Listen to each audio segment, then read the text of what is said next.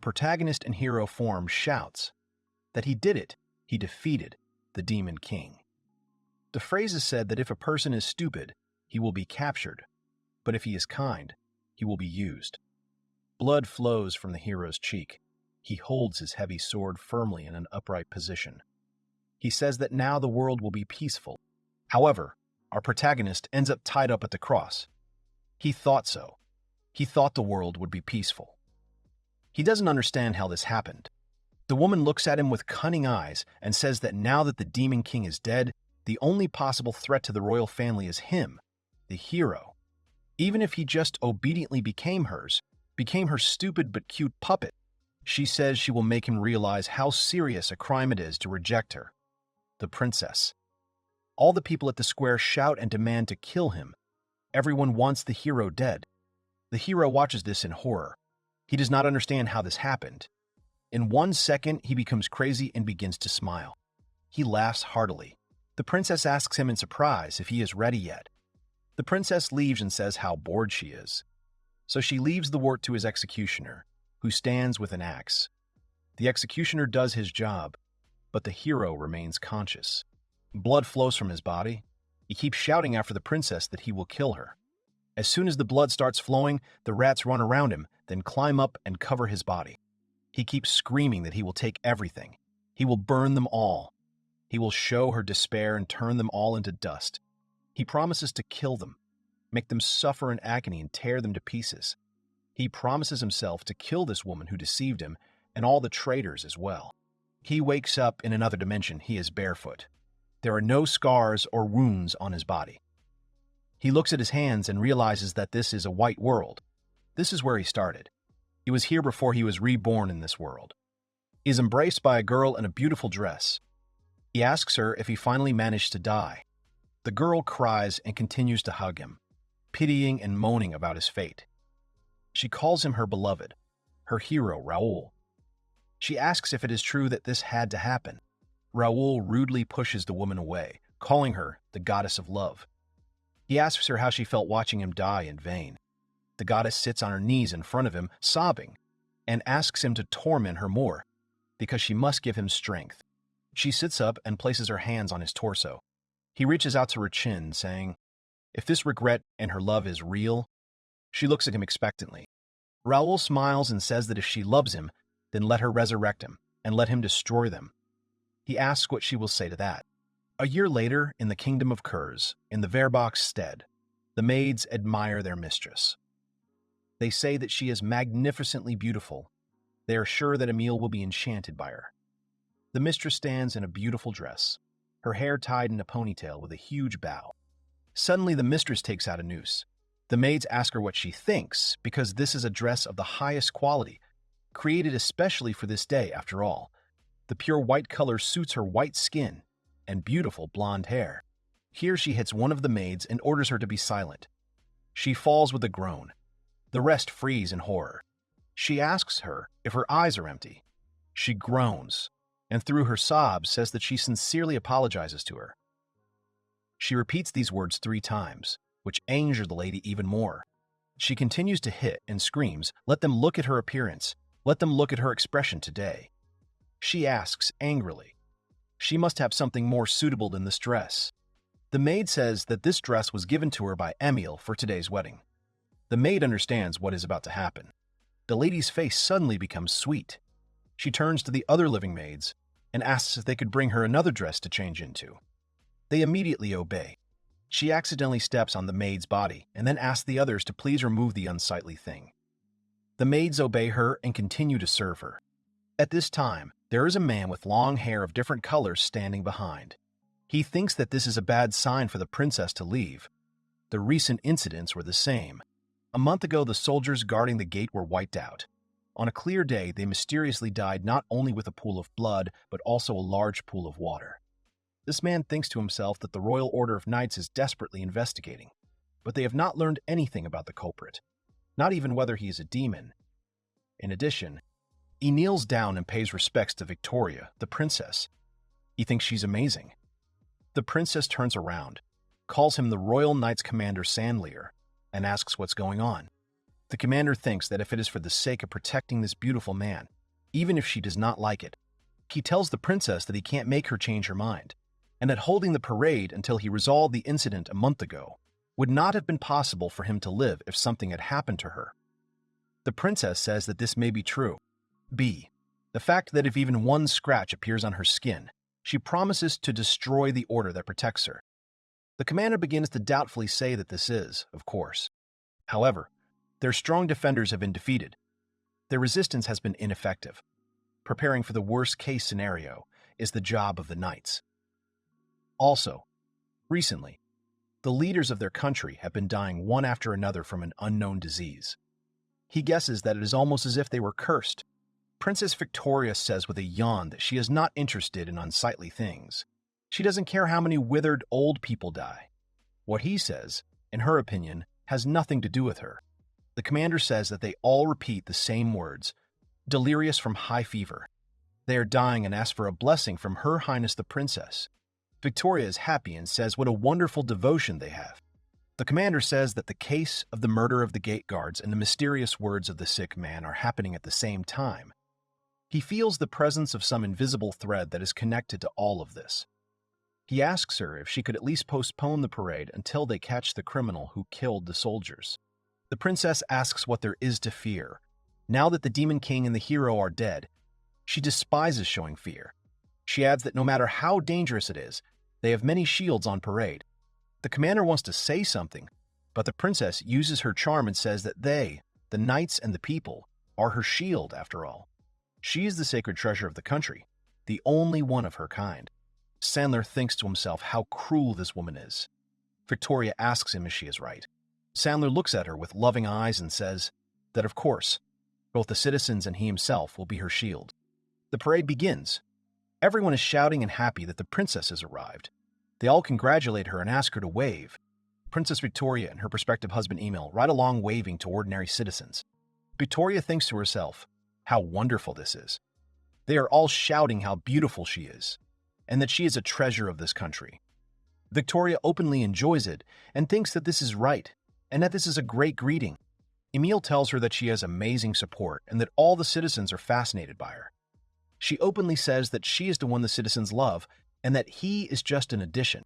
This Prince Emil says with a laugh that this beautiful princess is as cruel as ever. Princess Victoria privately thinks that she has no complaints about his social status for being her marriage partner. However, Emil reveals that his mother was thrilled to hear that he was marrying her. Having done his best to follow his mother's advice so far, it is only natural that his marriage to her would not be far off. He goes on to ramble that since he noticed that she checked on him 3 times during the party, after all, that is what his mother taught him. Princess Victoria begins to realize that it looks like she'll have to listen to her mother's disgusting nonsense forever from now on. She understands that this is still an insignificant thing in the face of her ambitions. In the face of her ambitions to give birth to a son and put him on the throne in order to seize power in the country. She understands that, as a tool, this man is somewhat useful to her. He has a good pedigree. He is stupid, and he has the looks. If it were an ugly boy, she would be furious. She would probably have to kill him. She sighs at the thought that a man with nothing to praise but his face will be her husband. Besides, if she only cared about his looks, the hero would have been much better, i.e. Raoul. She remembers him, how he introduced himself to His Highness, that his name was Raoul, and even if he died, he would definitely defeat the Demon King. He promised to bring peace, and will return peace to the kingdom. She considered him a simple, kind, and stupid man. She was struck by his powerful gaze. She wanted to desecrate those honest eyes. She comes back to reality from Emil's question. Then she continues to think again that Raoul was her most beloved, and yet his quick death was too harsh. But she managed to bring this man to death with her own hands. She thinks about him, about that face of despair. She thinks it was really a waste to die. She wonders why he refused to belong to her. At this time, people in golden armor and white armbands are announced. This is the Royal Order of Knights.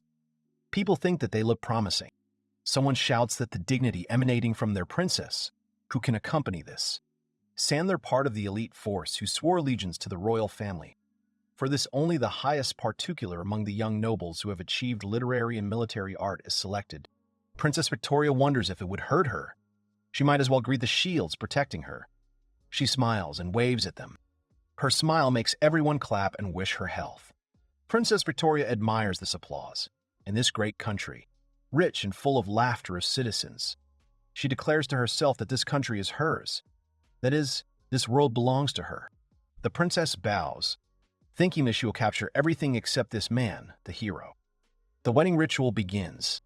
The priest asks God to grant this marriage eternal happiness. The princess silently demands to say the blessed words promised to her. The priest asks God to allow these two to be happy. She thinks about him saying his last words to them, to bless her, so that God will grant the heavenly child of this country eternal blessings. The princess eagerly awaits the beginning of her words of glory. The citizens are also waiting, but someone near the priest begins to smile differently. The priest says to bless Her Highness the princess. The princess suddenly opens her eyes in shock because she understands where these words come from and who said them.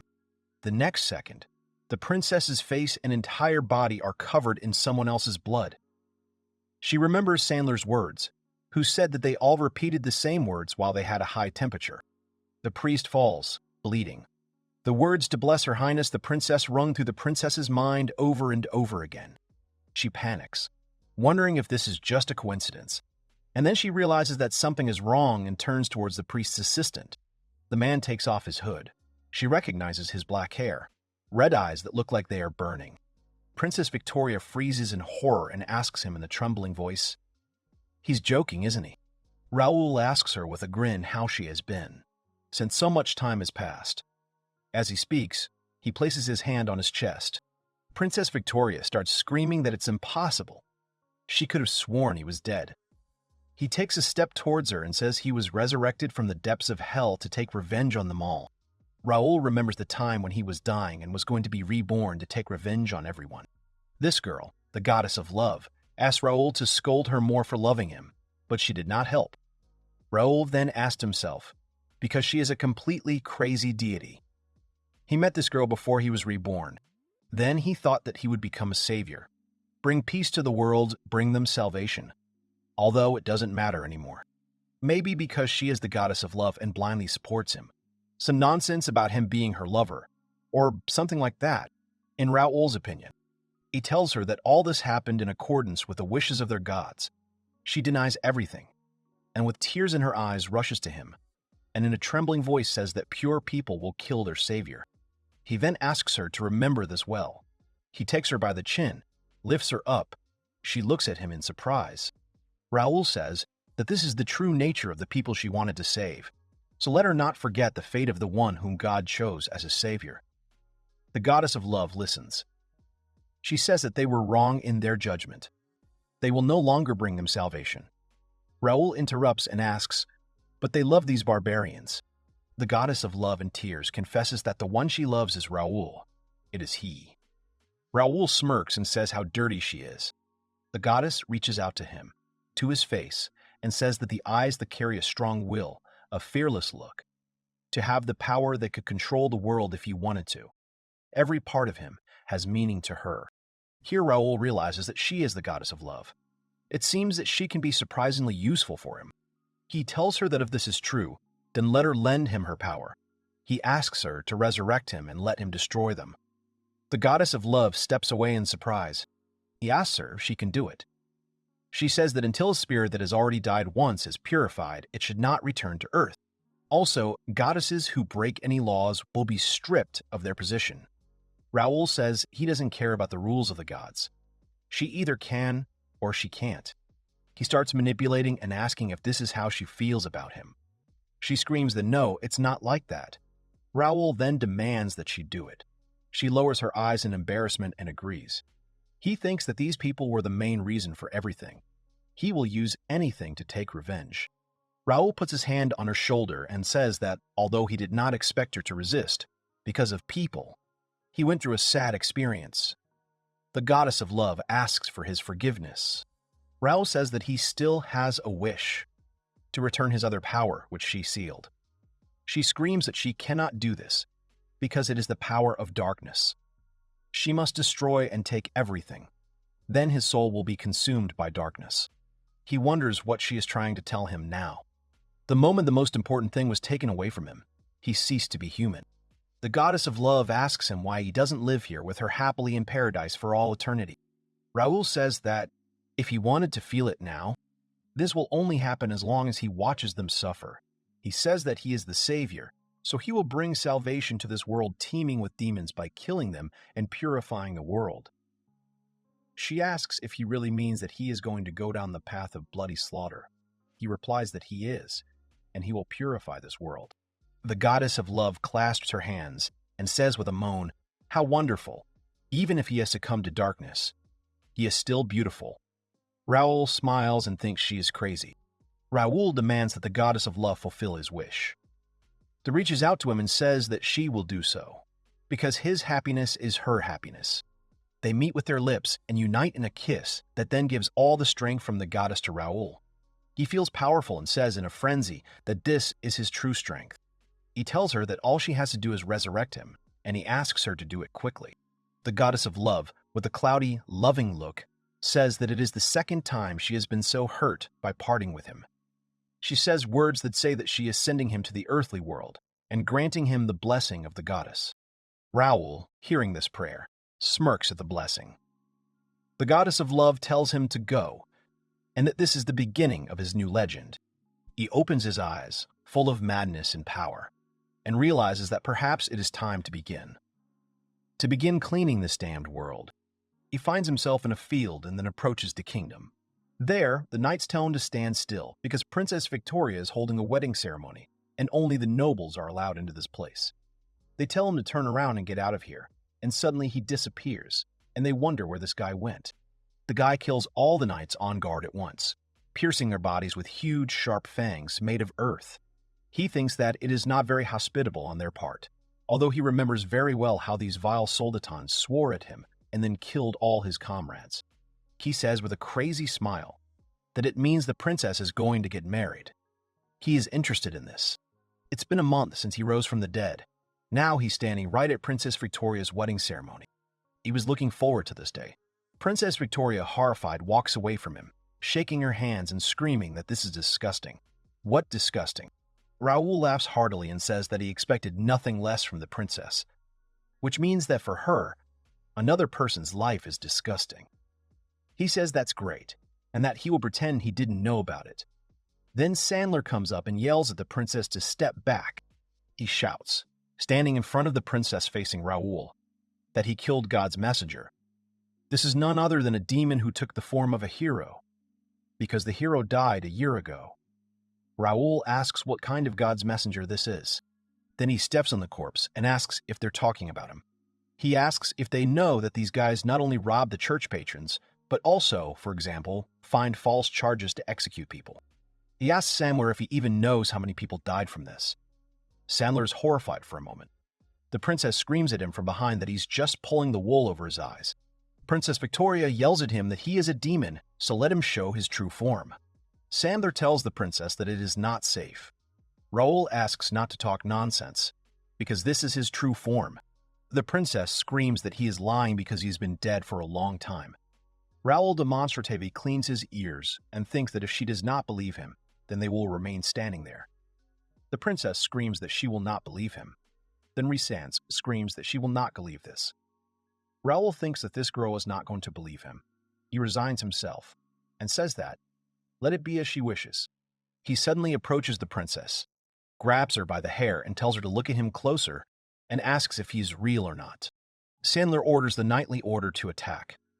The princess screams at Raoul to remove his dirty hands. He asks if she really thinks she can scare him with these children. He says it's funny. Then there's a crunching sound. Sandler's eyes open in horror. His entire order has lost its heads at once. All the citizens look and are horrified. There's a moment of silence. Raoul says that it is glorious. People start running away in panic. They push each other. Raoul says how wonderful it is that her ugly subjects are fighting each other. He says that running is useless. He asks everyone to give him a minute of attention. People do not listen. He says that this will not do. Could they please stop and then look at him? People stop in shock. Raoul asks them to watch until the end of the show, because it will be more exciting if he has more spectators. He stamps his foot sharply and shouts that this is truly a rare sight. Today they have a performance, and their favorite princess will be in the leading role. Raoul says that these people love to look at things like this. They like to watch for free. The citizens start shouting, "What nonsense! Let him let them go. They are ordinary people, so they have nothing to do with it." They ask him to stop. Is he really going to kill them too? Raoul awkwardly and sweetly laughs at their reaction. Here the princess orders everyone to shut their mouths and shouts that they are her people. So why are they panicking? She declares that she is not afraid of this monster who pretends to be a hero. There is a commotion among the inhabitants. The princess looks at them hopefully. Raoul sighs and says that he has already repeated that he is not a monster. He tugs her hair tighter and asks what she was listening with. He explains that he was reborn. Is it really that hard for her little brain to accept this fact? She screams at Sandler. What is he doing? Let him hurry up and kill this man. He trembles and only moans. He explains that his magic is affecting him, so he can't move his legs. The princess addresses Sandler as a girl and asks if she is really that stupid. Who should care? She screams to kill Raoul, no matter if she has legs or not. Sandler remains in place in confusion because her legs do not move. Raoul screams that this won't do. He won't let her change the script of the performances so much. Sandler screams at him to be quiet and that she won't let him lay a finger on her. Raoul thinks of Sandra and understands that she is a noble woman knight, but he knows her dark face. He tugs the princess and tells her to go. She still resists and screams not to touch her. He says that the curtain will soon be lowered. Right in front of him sits a frightened Emil with bulging eyes full of tears. Raoul says that this is a wedding. So what kind of wedding is there without a husband? He orders both of them to show their feelings in public. Isn't that what they are here for? Emil suddenly flies to the princess and hugs her. Victoria screams at him. What is he doing, he sobs, saying that he does not control his body, and calls for his mommy. He keeps calling his mother and crying that snot is coming out of his nose. Victoria gets even angrier and shouts what he is talking about. Raoul starts laughing loudly and heartily. He tells the princess that her husband has a mother complex. Emil keeps screaming, asking his mother to save him. Sandler yells at Raoul to leave the princess. Raoul looks on and says that it looks like all the actors are already on stage and ready to perform. Raoul says the question is addressed to the princess and asks why she broke with tradition and did not wear a white dress to the wedding. The princess looks at him in surprise. Raoul says that the color of blood is more distinct on white fabric. After all, everyone knows this simple thing. Raoul grabs the princess's clothes and rips them in front of everyone, so much so that even Emil starts to blush, holding her from behind, as if putting her on display. She screams, denying everything. All the men look back and look at her greedily. She screams in rage that he is a demon. Who allowed him to do this to her? Raoul smiles and tells her not to worry about it. He says that since she is getting married, they probably have plans to have children. He says that it is high time for the main characters to start acting. The princess stands in shock at these words. Emil is still calling for his mother. The princess is screaming at Raoul to stop it, because this is not a body that a bastard like him can touch. She screams that he knows what will happen to him if he touches her. He doesn't want to die again. Raoul asks if she finally acknowledges him as a hero. Princess Victoria screams that she will forgive him if he apologizes right now on his knees. Raoul finds it funny that she says this. He asks her if she doesn't know where her place is. Sandler shouts that taking their princess as bait is cowardice. She demands that they fight fairly. Raoul turns to her and asks what honesty they are talking about. Has she forgotten what they used to catch him? It was before the enslavement of the Demon King in Macaulay's village. Everyone is working. A little boy approaches Raoul and asks to play together. An old man asks him if it is true that he slept well. Raoul wishes everyone a good morning. Later, he comes to someone and also wishes them good morning. Someone asks if they are really going somewhere. One priest says that thanks to them, the guys, they are also completely ready after all. Their mission is to restore peace to the world as soon as possible. Princess Victoria stands next to Raoul and thanks him for his help. A little boy approaches the hero and hands him a package. Raoul sees it and asks if it is rye bread. Is he sure? It is such a precious thing. The boy happily tells him to defeat the Demon King. The boy smiles widely and asks him to come back later to play. He says that he must do so. Raoul promises to definitely come back. Sandler kneels with the other knights and tells the princess later that it seems the hero has successfully subdued the Demon King. The princess orders them to seize them immediately and first search the village with which the hero is close. Sandler asks hopefully if they will make them servants. The princess with empty eyes tells them to kill them as brutally as possible. The knights are shocked. She gives orders and tells how to kill women and children while drinking her tea. She wonders what kind of face Raoul will make. Raoul returns to his village and looks in horror at the corpses hanging from the sharp trees. He wonders in shock what it is. Even that little boy was killed. He doesn't understand what happened to his village. Then the knights come. Sandler orders to seize him. Back to the present, Raoul tells the knight that killing the guards was a sign of respect for her. He asks if she noticed. Sandler starts screaming that it wasn't her fault. It wasn't a crime, because she was one of the princess's knights, which means she was just honestly following the princess's orders. So there's nothing wrong with that. She states that it is fair to do this for the sake of justice. In the background, Princess Victoria asks Sandra to wait. She screams that the princess's orders are absolute. All other lives are worth nothing more than trash in front of her. They were willing to die for the princess. She is sure that the villagers were willing to do the same too. Sandra realizes that hers has become louder. Raoul says that he has amplified it with magic so that it will reach the ears of the crowd. He thanks her for the words he wanted to hear. Raoul says that the princess's crimes are now exposed. The crowd begins to wonder if the princess did this. What do they mean? Wasn't this incident the work of a hero? Someone shouts that his elder sister was killed? Didn't the princess's subordinates avenge her? Princess Victoria screams at Sandra in hatred. Raoul is cheerful and happy. Sandra immediately asks the princess for forgiveness.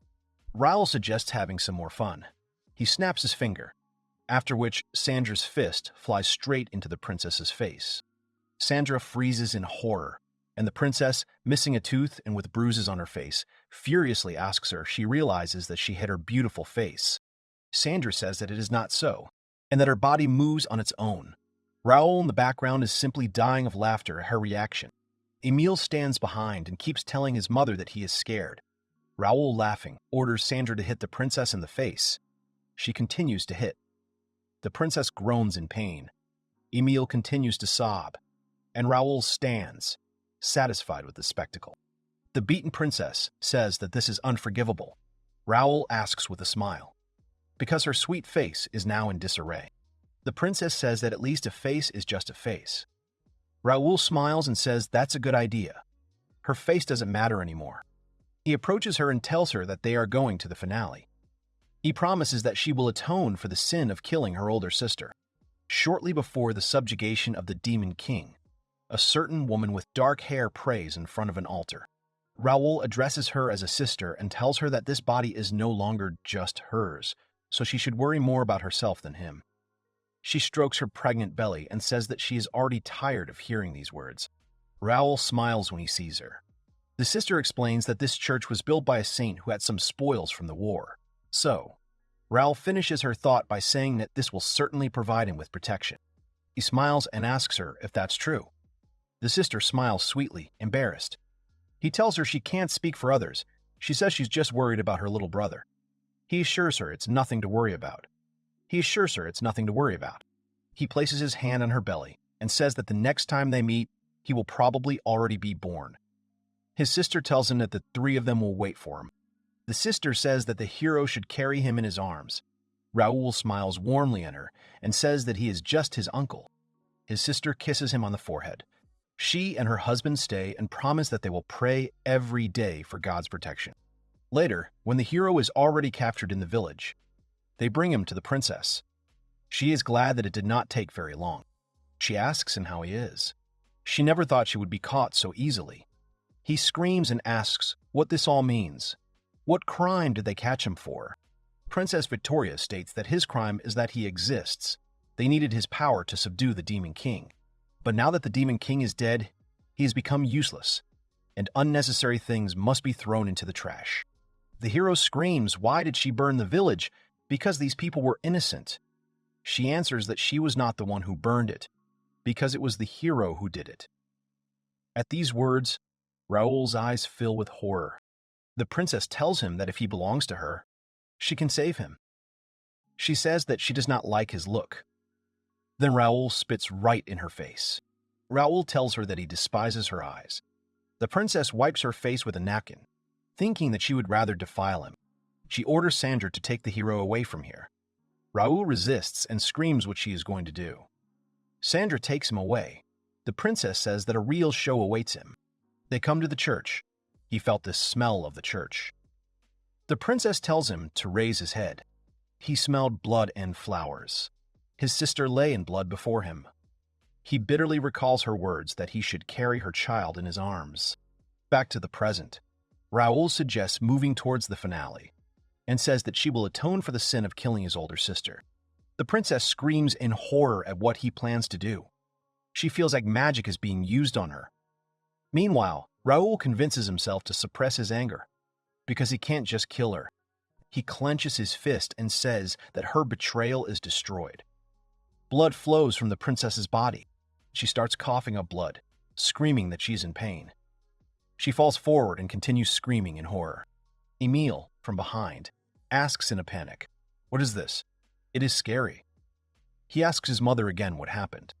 Raoul looks at the princess with pleasure. She screams that her stomach hurts. She fidgets on the ground, clutching her stomach.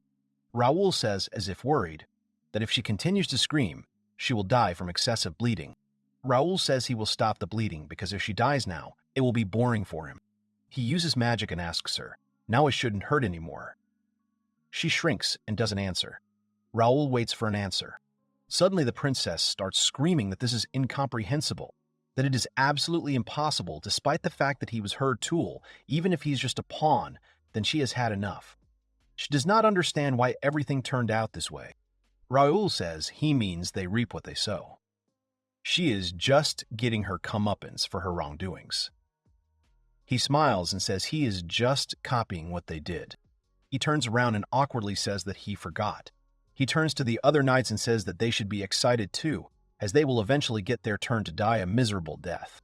Raoul clicks and says that today's show is over. He tells everyone that they did a great job. Finally, they can move. The princess does not understand what her boys are doing. She orders them to hurry up and kill this demon. If not, she threatens them with punishment. Raoul happily says that she still barks and thinks it's amazing. The knights stand there confused at first, and then attack for the sake of her highness, the princess.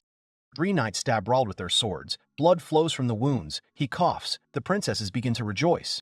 She starts screaming that this is what happens when they confront her. She told him she would kill him. She screams at him to repent. Raoul sighs and asks Victoria if she has forgotten that he is a hero and won't die from a few pokes. The princess is shocked and does not understand how and what it is. Raoul says that it is a pity that he could not live up to her expectations, after which he begins to walk with swords in his body. He pulls out one sword, points it at the princess, and says that he will return as soon as she gets her beautiful face back. He throws away his sword, which frightens Emile, and leaves the square, saying goodbye to everyone, promising that they will see each other again. But he stops abruptly and says that he forgot something, further frightening the townspeople. He turns to them and congratulates her on her wedding with all his heart. The princess looks at him with disgust. He repeats the same words to bless her highness the princess. Raoul goes with the flowers, enters the same church, and asks forgiveness for being late from his older sister. He leaves the flowers at the altar. He leaves and sees some bald man sitting on the seat suffering. He goes out and wishes for everyone to burn in hellfire, and decides that he will not return a second time. Suddenly, the spirit of his older sister appears before him. He starts laughing heartily, thinking that he is brilliant because he can even see ghosts. He thinks that he is because things like common sense are simply poisonous to revenge. The ghost continues to look at him calmly. He greets his older sister and tells her that the royal capital is in turmoil right now, and that the people are on the verge of rebelling against the princess due to suspicions about her. He adds that, on the contrary, those who believed in the princess are now in fear. He assumes that he is being hunted. He also says that several healers in the country are looking after Victoria, but her stomach is finished, and then he laughs. He then calmly says that he has put a barrier around the royal capital so that not a single mouse can escape. Besides, the damn priest who sold the older sister, that man in the church, he killed him before the parade. He asks her if she understands that it was very exciting. He tells that he dressed up as a priest and surprised the princess. The princess's face at that moment was a real masterpiece, he thinks so. The ghost only listens to him. He tells about a priest. His name was Gustav. He lived in a huge, luxurious mansion. What he got with money, he got unfairly. He was shocked that he survived. First, he fully revealed his true nature. The priest was shaking and crying without clothes. He asked what he wanted. Was it money? He would give him as much as he wanted. He had money that he stole from the believers. He says he will give him women too. With his status and influence, he can give him anything. So at least he asks to let him live. Raoul says he then brutally killed him after he shouted this, using the water ordeal punishment he loved. He tells his sister not to worry and that he is not doing this for her, not for his older sister. He smiles calmly. There are no just deeds, the word to have a sense of justice. He despises it with all his heart. He will definitely take revenge. Whatever happens, he will never forgive them. He will definitely kill every damn freak of these people. He will not show mercy anymore. The ghost leaves. Raoul also tells her that it is time for him to go. This is the beginning of the second act of this comedy. The action takes place in the Auerbach Castle in the dungeon. Sandra's body hangs in chains. Princess Victoria stands before her and calls her good for nothing. She asks her why she didn't cut off her legs to protect her. She apologizes sincerely through the bandage. She hits her in the face and screams that her apology is not worth even a strand of her hair. Sandra coughs up blood. She continues to punish her. She begs for mercy. Princess Victoria demands silence, continuing to beat. She screams that since then she can't leave the castle, kill people, or do anything, as if she's cursed. If she can't die anymore, then let her keep squealing. She screams that stupid pigs should just grunt like they're supposed to. Victoria stops and breathes heavily. Sandra is covered in blood, unconscious, and unable to even raise her head. She orders the knights to continue. One of them says that it is the hero's magic is in effect. He says that even if she tried to behead this criminal, her blade would not be able to reach her, because it is like a barrier. She clutches her cane and orders them to seize the hero immediately. They obey her in fear and horror. She continues to scream, demanding that he be killed as soon as he is found, and then that his head be brought to her. At this time, a knight is riding a horse in the forest. On the way, he thinks that he is their only ally who can cross swords with the hero. He must give him this secret message quickly, otherwise, then his horse starts to panic and doesn't obey him. Goblins come out of the bushes. The knight also panics and shouts that he doesn't have time to fight them. Then another huge goblin appears behind him with a bat with pins. The knight turns and realizes that it is the Goblin King. The Goblin King attacks, but the knight is protected by a man in important clothes who asks if he is okay. The knight recognizes who it is and addresses him as His Excellency. This stranger says that it seems that they, that is, the goblins, have tracked him here in a pack. He asks him to keep him close to him. This man kills all the goblins with one blow. The knight says with admiration how that's cool, and that he killed so many in an instant. He says that he understands the knight is not wounded. The knight replies that he is not wounded, and adds that it is not for nothing that he is considered the greatest swordsman in the country. The stranger turns around to him and says that he will no longer be prey to the goblins, so he is very happy. He has stubble on his chin, and one eye is covered with an eye patch. There's a dinner party with the aristocracy. This stranger is dining with his family and turns to his sons, asking them to listen to him carefully. He says that he is going to the royal family tomorrow. One son asks that he must be going there to track down this resurrected hero. The second asks again if this is true. He smiles and says that news travels so fast. He says that a messenger arrived from the Imperial Guard camp this morning. It seems they want him to deal with a hero. The son says he expected nothing less from his father. He asks his father to kill the hero in the most merciless way in the world. They could fight together if it happened 6 months later. Nearby, the second son notes that this is another year for him. The father says that a year will pass in the blink of an eye. He also adds that he will bring home a new toy on his way back from the royal capital. He asks the younger to just focus on training with his older brother. The boys are delighted. His wife giggles and tells him that, knowing him, he is really soft on Connie, his youngest son. Dad says it's just this once. He turns to Adam and says he looks forward to the day they can fight together. Adam rejoices along with his mother. Here they are disturbed. One of the servants asks him what needs to be done. For the messenger's food, he thinks that it should be prepared. Nearby, another servant in a panic sincerely apologizes. He justifies him and says that this man just started working here. So, father says that everything is fine. He says that he was worried about the royal capital, so he already left a minute ago. The food is no longer needed, so these two can leave. Then another maid comes to them and apologizes for making him wait, so here is the main dish. This master is happily waiting for this dish. The maid opens the lid of the dish. The master enjoys the aroma and says that it is irresistible. He says that after all, there is nothing better than eating this before a battle. In front of him is food of dubious origin. The boys say it's cute, and they'd like to do that too. The father says they should hunt their own game. He hunted it himself today. He cuts off a piece and starts eating. The boys look at him greedily. He tries it and starts shouting that it is simply delicious. The master can almost feel the taste of victory coming from it. He thinks of the messenger and thanks him for his hard work.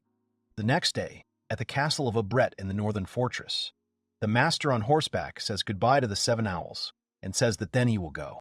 He and the other knights gallop off, the boys waving after him and shouting a request to bring them the hero's head. The older brother tells the younger that then they too will hunt with a toy. They are in the forest.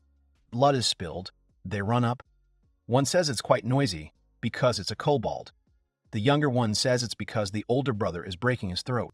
Connie says that, however, their father will bring them a new monster, so they don't need this one anymore. The little kobold starts to growl and attacks them. Connie asks her older brother to kill him quickly. Adam swings his weapon. The little kobold runs away in fear, the brothers say. Does he really think he can escape them? Connie asks Adam to let him finish this. Adam attacks faster and hits the kobold, burning him and sending him falling to the ground. They approach him. The elder asks for forgiveness. Connie asks him again and asks if he can now. He allows him. Connie is happy and says that in that case he will kill him.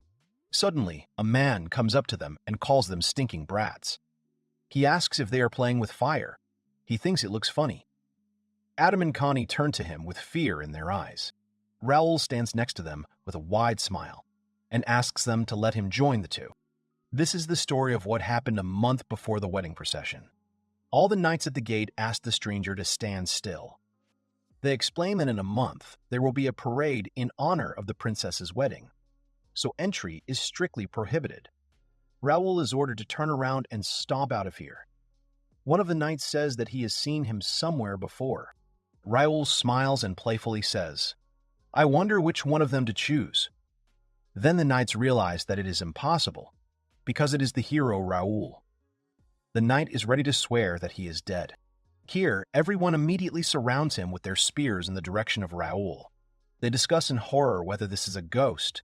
The second says that Raoul is angry because they killed all the women dear to him. The knights begin to laugh in his face and say how well those women from the village served them, and that it was unforgettable, even though they threw their bodies into a pile of manure. Raoul smiles sweetly and says that any of them would be the perfect candidate to test his new powers. He then suggests they begin, then stamps his foot. At that very moment, sharp stone blocks simply pierce the knights' bodies. The remaining knights look at their comrades in horror.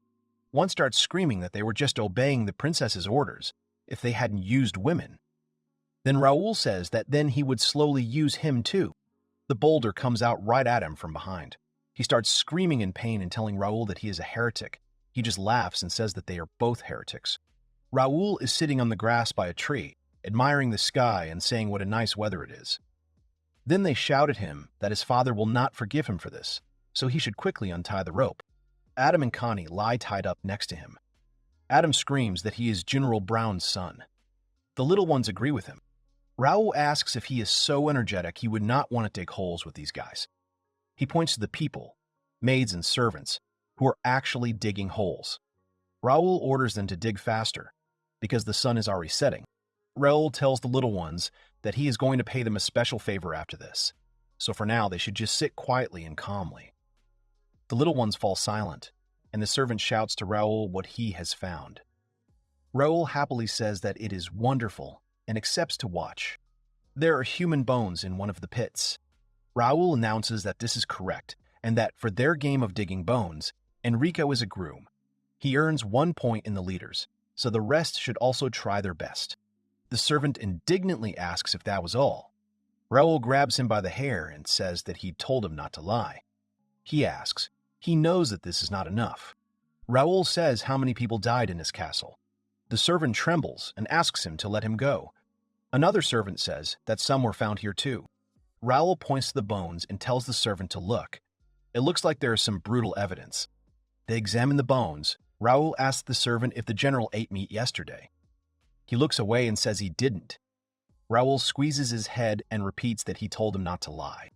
Raoul tells everyone that he is fully aware that they made their money by taking these people apart and then cleaning up after them. No wonder the servants are just as rotten. Here Adam shouts that Raoul is only being insolent for a while. As soon as his father returns, he will soon send him to hell. Connie agrees with him. Raoul asks that they are quite confident. A silhouette comes out from behind the tree, while Raoul tells them not to worry. He already notified the general and asked him to come back, so he will be back soon. In the back, the mother is preparing her arrow and thinking that she is going to save the two of them right now. The poison arrow is strong enough to even kill the hero instantly, so the main course for tonight's dinner is decided. The arrow flies straight at him. The boys happily think that they expected nothing less from their mother. They won't even need their father to deal with such trash. Raoul smiles and says that it is time to untie the two of them, as it is time to pay them both the special favor he spoke of not long ago. The arrow that was flying straight at him is reflected off his head and flies straight back to his mother, penetrating her body. The boys look at their mother in horror. The boys all scream for their mother, and the lady coughs and suffers, foam and blood coming out of her mouth. Raoul says she is too vulnerable. The boys watch a horrific spectacle of their mother dying. Raoul turns to the children who have snot and tears all over their faces, and says that perhaps he can make the two of them do their duty before their dad comes home. At this time, the general and his men are resting in the forest. He tells someone to give some water to the horses. Then one of the knights notices something in the forest. He starts screaming in panic, asking what is going on here. The general stands up and asks what happened, what all the fuss is about. The knight points to the light and says that there is something strange there. The general sees first a large light and then someone's face. A ghost of a knight appears before them. They realize that it is the same messenger they killed yesterday. They scream in panic that it is a ghost. The general thinks to himself that this is absurd. The ghost begins to tell him to return right now. This ghost of a messenger with a smile and a softened expression says that the hero Raoul and his children are waiting for them. The general, shocked, asks again what he just said. Raoul exhales. He is still sitting by the tree and says that time flies when the day is full. All the servants are lying in the pit in front of him.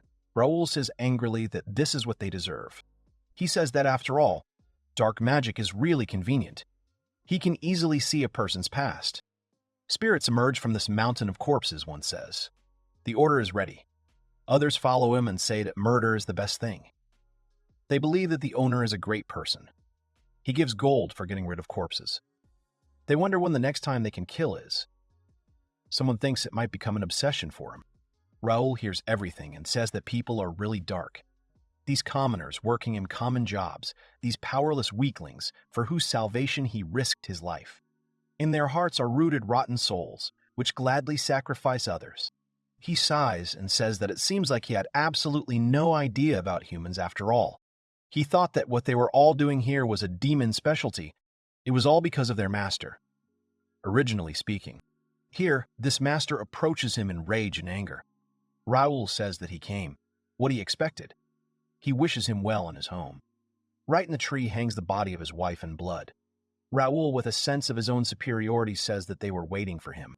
The master screams in rage. Raoul smiles at this reaction. Raoul says that this is a magnificent piece of art. It is his son's masterpiece. He thinks they were quite skilled. The master screams that he is a scoundrel and draws his sword. He asks where he put his sons. Raoul asks him to calm down, and more importantly, to take a closer look. He says with a smile that there's something else, but then he attacks in rage. Raoul says that he throws cuts at him. He demands that he answer his question and attacks again. Raoul parries his blow again and asks him not to worry. He says that they're still alive. so let him watch anyway. He asks him if this scene reminds him of anything, for example, his hometown, the village of Baden. His sister's body was hanging on the tree just like that.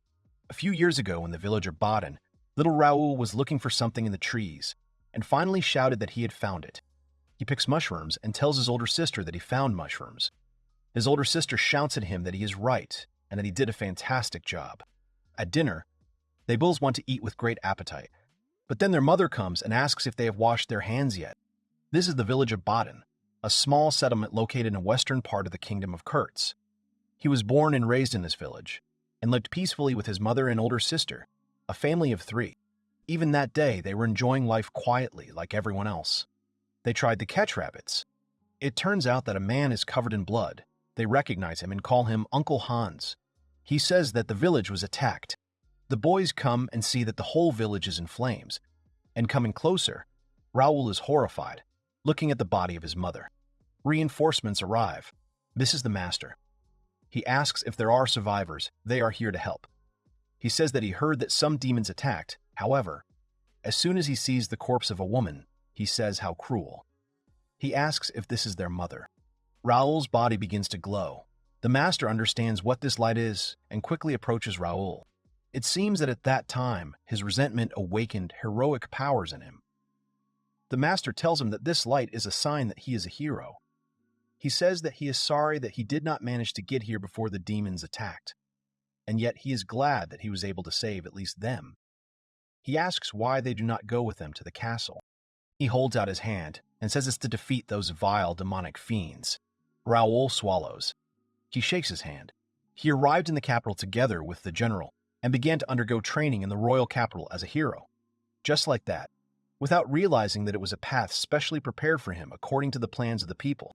It turns out he's always had the wrong impression, especially about demons loving to set everything on fire. Demons devastate villages.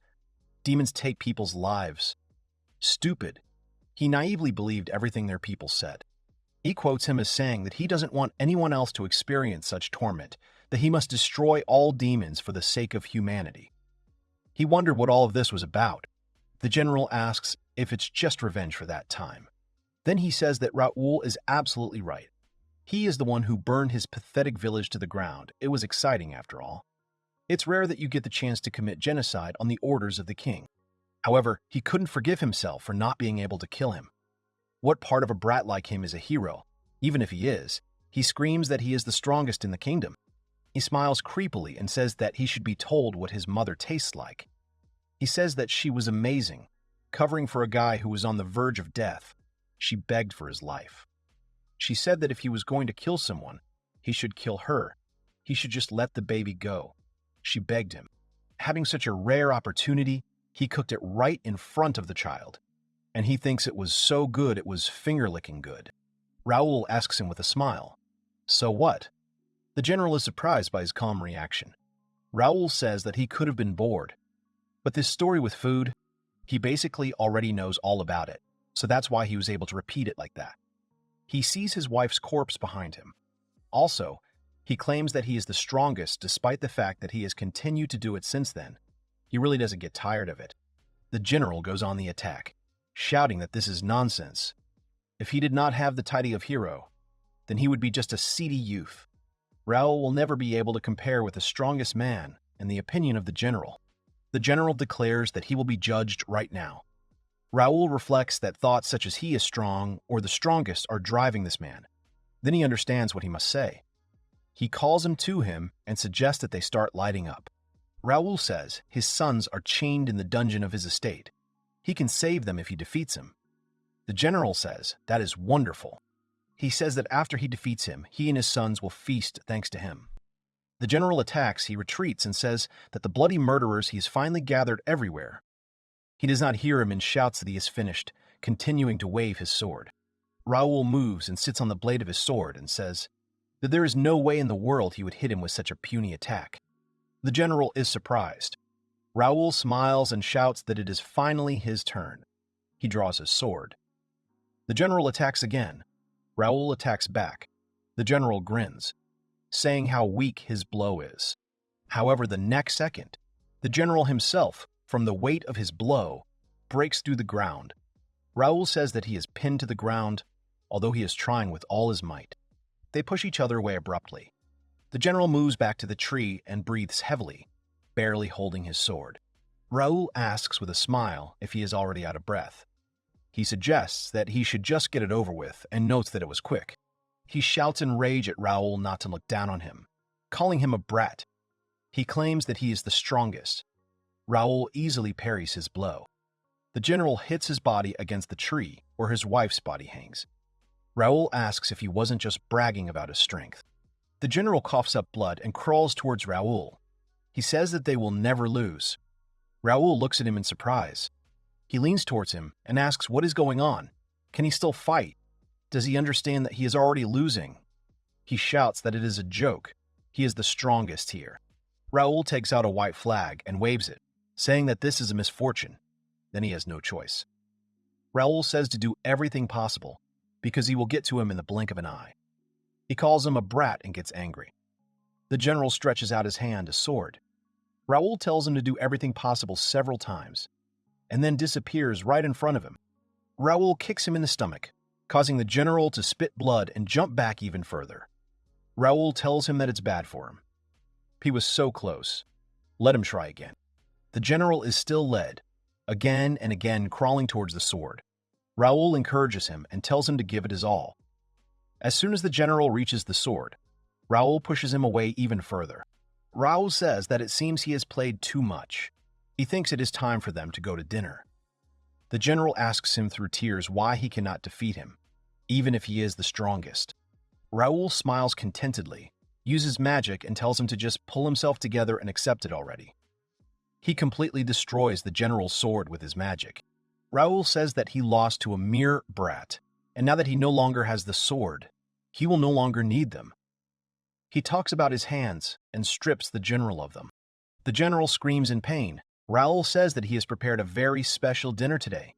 He is sure that he will like it too. He suggests that they go to the feast already. The general slowly opens his eyes. He is sitting at the same table with his children who have a dull look. Raoul asks the general if he is awake. Raoul puts on his chef's hat and says that he never thought that the general would faint from pain. The general sees Adam and Connie, but the children are just gesturing with their hands like zombies. The general realizes that he cannot move. The general addresses the hero, calling him a pig, and asks what he did to his sons. Raoul says that he simply copied them, the people. Raoul reproaches the children and says that this drug was made in his wife's house. He found it in the basement when he was going to tie up his sons. Then he went to the basement with his sons. He wondered where he could throw these guys. When he went down, he heard groans and moans. He wondered what was going on here. The room looked like a dungeon. Servants were sitting behind the cages. The servants stretch out like zombies, drooling from their mouths, moaning unconscious. Raoul sees them and thinks that the people from the castle are unconscious. He asked the little children if their mother did this. The children only say in tears that she is dead. Raoul thinks how useless they are. He decides that he can leave them here. Suddenly, a bottle of liquid rolls to his foot. Raoul smiles, seeing this. Raoul tells that his wife was developing a drug that is outrageous. He believes that his wife's family is producing healers. He plans to say hello to them family. If he wants to pass on something, he can count on him. General sends him, Raoul says, and will pass it on. He adds that the stove is heated up. Raoul shouts that then he will start the carnival feast right now. He says that the ingredients he has prepared for today. He shouts that these are 2 lambs and a bull. The general panics. Raoul does not hear and continues to say that to make sure they can enjoy the freshest meat. He pulls out a knife and decides to chop them up right there. The general begs him not to. First, he decides to make a roast out of the shoulder blades. The general screams in horror to stop. He shows a piece of meat and says that the butter looks creamy, proof that it is fresh. He suggests quickly sprinkling it with salt and pepper. The general groans in horror. Raoul starts frying the meat, then puts it on his plate and asks him to enjoy the meat medium rare. He puts the plates on the table of the general, who puffs in horror. Raoul says that he lost his hands, so he starts feeding him with his own hands the same meat. The general chews the meat. Raoul asks him how he likes it. It's delicious. He chews with difficulty and chokes. Raoul says that it will all be in vain if it spills. This is his favorite thing. He swallows. Raoul is surprised that he actually swallowed the thing. The general shouts that Raoul is a damned heretic. Raoul says didn't he mean himself? He's honestly stunned. He's just doing what he did to him. Raoul smiles and says that next comes the thigh, and now the ribs, tripe, and tongue. All the plates are eaten. He says he enjoyed the full course of sheep for his special dinner. Raoul says it's his son's turn now. Maybe he should feed him bull meat. He knows what he's talking about. Raoul asks which part he wants him to eat. He suggests starting with the shoulder. He cuts off the general's arm. Raoul fries the meat and says that they also have excellent meat here. He feeds this meat to his son. He eats the meat with great pleasure, wanting even more meat. Raoul laughs and tells the general to watch. Like father, like son, he eats with absolute bliss. Here's the general, who is puffing on the spot. He asks for mercy. The general shouts that if he is going to do this, he doesn't care about his younger son, at least his eldest son, his heir. Couldn't he at least let him and his son go? He begs him to forgive them. Raoul smiles and says that this is how his mother begged him to save her son's life. The general sobs, looking at him with frightened eyes. Raoul tells him to try to remember what happened to his mother's body, because now the same fate awaits him. Raoul puts a knife to his throat and the general screams loudly, begging someone to save him. Night falls. Raoul sits by a tree and looks at the moon. The general's body lies in front of him. Raoul says that now that they are dead, the show is over. Bodies don't emit any feelings. The only ones who swallow their rage are those who take revenge while they're alive. He says that the demons of the assassin's castle have finally been destroyed, and he's also managed to find a handy souvenir. He's thinking about going to play with his next loot. National Research Pharmaceutical Institute at the Altman boarding house. Someone in the building is screaming what the villain is doing. He begs him to let him go and understands why he is doing it. Someone tells him that it's a good question. A man lies on a couch with his limbs tied. He is surrounded by all sorts of scientists. The woman says that she is interested in how many parts a person can afford to lose before they die. That's all she wants to know. This is researcher Dr. Rina Beniki. She admires the limbs and says what lovely legs they are. She decides to add them to her collection.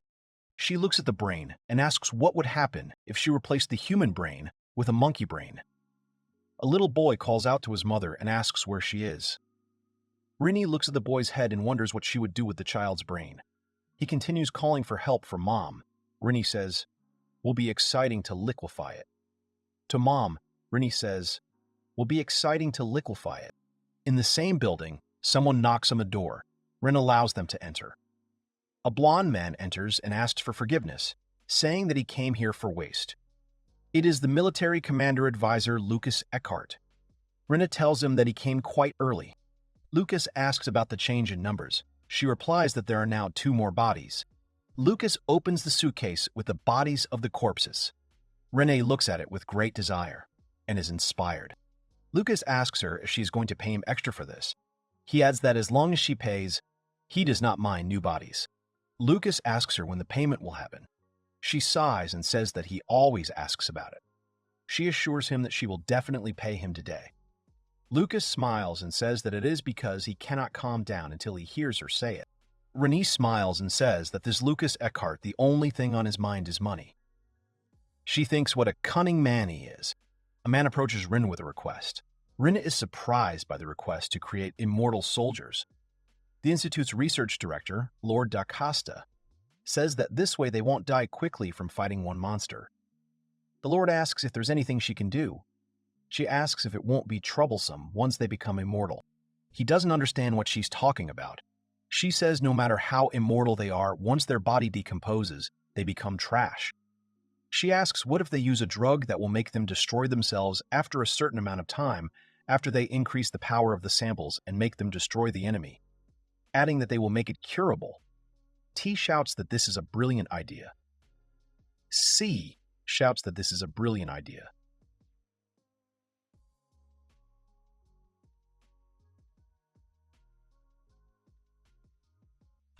He asks them to start development immediately. The Lord's son, whose name is Johannes, comes in and asks them for forgiveness. Johannes asks the nuns if the wounded soldiers are here. They tell him that they are here, and they ask him why they came. He says that he is going to take them to the lab. He tells everyone to listen and announces that Dr. Beniki has developed a cure. At this point, all the wounded soldiers stand up, hopeful. Johannes shows the vial and says that this is a medicine that will cure any injury, no matter what. He also adds that he has enough for everyone. All the soldiers are happy. Johannes tells them to try it now. The vials break, a bloodbath begins. Rin calls them those who eat people. The Lord looks and says how horrible it is. Rinna says it looks like it will take some time, so she asks for more guinea pigs to be prepared for them. The Lord says that is very good, entrusts the matter to his son, and Johannes asks to leave it to him. They are asked by innocent people if it is true that if they help them in their experiments, they will be able to live in a noble house. Rene says that it is true, and all they have to do is drink this drug. One boy hugs his older brother and shouts in joy that he can finally afford to eat bread. Rene says it's time to start the experiment. Everything starts over again. Rene says it's not good because they become human too quickly. She asks for the next ones. A bunch of people stand before the Lord and ask if they don't need to pay him back. He assures them that they don't need to. Not a single cent that he lent them. The Lord asks them what they have decided, whether they will help them. The people happily agree. The Lord and his son smile bloodthirstily. In the end, the experiment is repeated again. Rene says that the power is satisfactory. Lord looks and asks, "Is it all good after all?" Rene says that the positivity is satisfactory.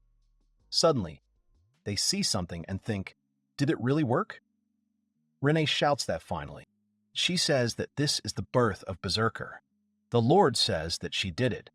He suggests that this drug be given to these worthless soldiers immediately. There are some little guys walking down the street. One says that transporting goods in the village of Nor is their job.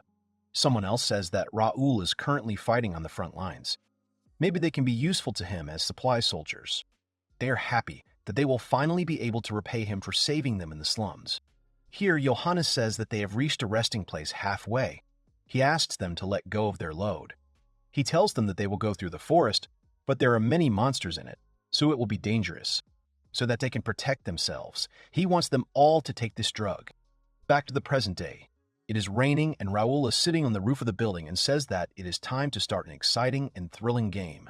National Research Pharmaceutical Institute at the Altman boarding house. There is heavy rain and thunder outside. Inside the building, someone is walking back and forth in panic.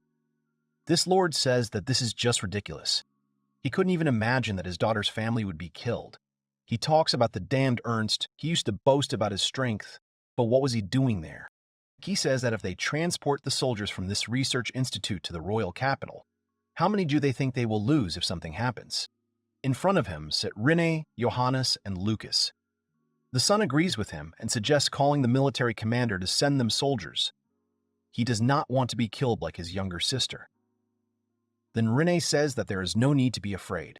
She says that as long as they have her poison, even if a hero appears, he will not be able to harm them. Johannes asks how she is going to poison the hero. She asks him if he can at least think with his head a little. Johannes asks her if she is laughing at him. The Lord gets angry and yells at them that now is the time to argue with each other. Lucas asks everyone to calm down. He suggests thinking about everything calmly. The Lord thinks that this is the only person who was sent to protect them. Johannes whispers that there are rumors that he is so skilled that it is easier to send him to the battlefield than 200 soldiers. Lucas shows the piece of paper and says that this is the warning letter they received from the royal capital that finally clears up this situation. All three turn to him. Lucas asks them if they know about the so-called revenge that the hero spoke of. Rene says that of course not. Johannes screams in panic that this can't be. Is he really trying to take revenge for... Rene shuts him up. The blonde man starts to suspect. There seems to be some circumstances. Johannes trembles and says that the truth is. Rene asks him to stop. Rene screams that there is no justification for the hero's actions. This traitor has simply gone mad. The Lord asks her to shut up. If the hero heard such words, he gets scared. This blonde man says that no, it is as Dr. Benik said. The hero is a great fool who is stupid and ignorant of the customs of this world. He says that even if he has become a killer bent on revenge, there is no need to fear him. He finally asks them openly what they did. There is silence. He sighs and says that if they don't speak openly, he won't be able to protect them. The Lord says perhaps it is connected with the drug that was prescribed to soldiers during the war. Johannes shouts and so on, that it was top secret. He asks Johannes to calm down, he said before. They have him. Lord understands and says that he doesn't just say these words. He replies that it's natural. The blonde says that people like the general are, so to speak, people of brute force. He is perhaps the only one who could be on par with the hero. The Lord remembers the rumors from J.O. Hans, smiles and says that then he is counting on him. He tells him to put it on him. He is looking forward to the reward. The Lord promises that he will pay him with anything. Suddenly, a scary silhouette appears right behind the blonde, and everyone turns around in horror. They see the skull of a zombie general who has no flesh, only bones. Johannes and Rene scream in horror, recognizing the general. Johannes covers his ears. Rene asks Lucas to hurry up and send him away. Lucas asks to wait, because the zombie is trying to say something. The zombie general says that they have all been locked inside the research facility. None of the 231 people inside the building will be able to leave. Only those who manage to escape before midnight will be allowed to leave. He announces that a game of hide-and-seek will begin. She tells them the game will start in 10 minutes. He asks them to run or hide or fight as long as they can. The general disappears or falls. Johannes goes to his daddy and hugs him out of fear, and the Lord asks him not to hang on him. Ren says he's just controlling the corpse with magic. Lucas says that's what it looks like. He tells the others that the enemy expects them to be confused. The Lord shouts that he understands that perfectly well. Lucas says that if they understand this, then they should quickly tell him what they did to incur the hero's wrath. Lucas says that he has always followed the rule of an eye for an eye. He believes that this time is the same. He says that they mentioned that they prescribed the drug to the soldiers. He asks if they really killed them. They were the hero's favorites. Lord says they simply prescribed a performance-enhancing drug they developed at this research institute to his supply soldiers. That's all. He yells that their deaths are side effect. They were worthless pawns anyway. Wouldn't they call them a minor loss? The son agrees and yells that besides, they managed to destroy all the monsters in the forest. Renan says that if it weren't for her drug, small fry like them would have died in vain, so they should be grateful. Lucas asks them if the drug is protected at this institute, and everyone's heart skips a beat. Johannes shouts that this is a disaster. If this drug was stolen, this research institute will turn into a haunted house. Lucas asks him again. He says he will hear the details later. He asks them to show him immediately where the drug is stored. Rene shows Lord asks them not to leave him like that. They are hurrying in some direction. The Lord is out of breath. Lucas asks them what they meant by ghosts just now. Isn't it just a performance-enhancing drug? Johannes is afraid to answer. The Lord says there is no way they can tell him. It is top secret. Lucas is disappointed that they are still saying such things at this point in time. They approach the storeroom. Lucas asks if this is the room. Renault confirms. The Lord walks quickly behind them and asks them to wait. Lucas inserts the key and opens the doors. As soon as they enter, they see only empty shelves. On one shelf, there is a note saying that it is a pity, because whoever got there first ate them, drawing their faces on a piece of paper. The Lord shouts that he is making fools out of them. Rinna says that it is dangerous for them to stay here. Rin opens the window and says that they need to get outside quickly. Then she is pushed away from the door by magic. She starts screaming that it's dark magic. The Lord asks if they really have no other way to escape. Raoul walks along, followed by the General Zombie. Raoul is glad that he made the right choice in taking the General along. He's carrying these heavy vials for him, so he's very useful. He walks in and sees some scientists panicking about telling everyone about this. Raoul tells them that soon it will be time for games. Two scientists scream in fear and run away from them. One asks, what about the other three? The second says to forget about them and adds that the conference room is on the top floor. They will not have enough time to run there. Here, Raoul announces to everyone that it is finally time for the game to begin. He invites everyone to play. He gives the command to the general. The zombies begin to attack. All the scientists run away in horror. The general catches them all with one movement. Raoul says that he is very rude. Let him leave them alive and put them in a pile somewhere there. He takes them and lays out living bodies on top of each other. Raoul approaches them. One scientist asks to help them. They will do anything. Raoul smiles and says that it is wonderful. There is something he needs help with. Oh, they don't care what for. They'll do anything. Raoul says he has some medicine lying around. He asks if he can drink it. The scientist immediately understands what he is talking about. Raoul grabs him roughly by the jaw. He opens his mouth. He pours this liquid into it. The scientist instantly turns into a monster. Raoul smiles when he sees this and says, "That's what happens."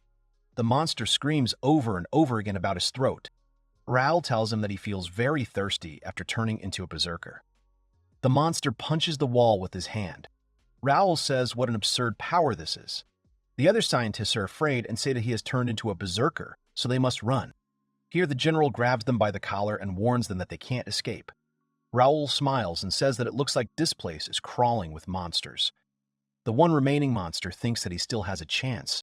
However, he freezes in place because someone's tongue touches his face.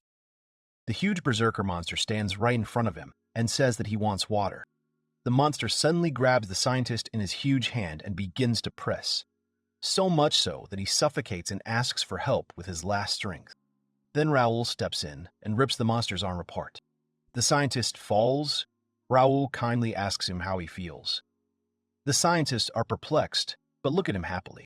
Raoul tells Berserker that he doesn't have to kill them, since he will have all the researchers. The scientists sigh in relief, but Raoul also grabs one by the jaw. He pours the drug into his mouth and asks him to take it too. The other scientists watch in complete shock. Later, Raoul asks them that he should have dressed as a nurse. He asks the general if he thinks so, of berserkers in front of him. He thinks there were 121 people on the first floor. He says how terrible it is. Everyone asks him for water. Here, one berserker raises his hand against the general. Raoul tells him to be careful, but he doesn't have hands.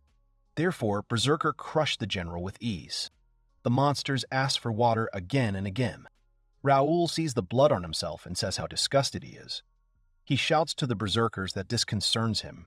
He has only found himself a useful assistant. He tells the general's body that he did a good job, but it's a pity it didn't last long. He could have sworn he was one of the 5 strongest beings in this country.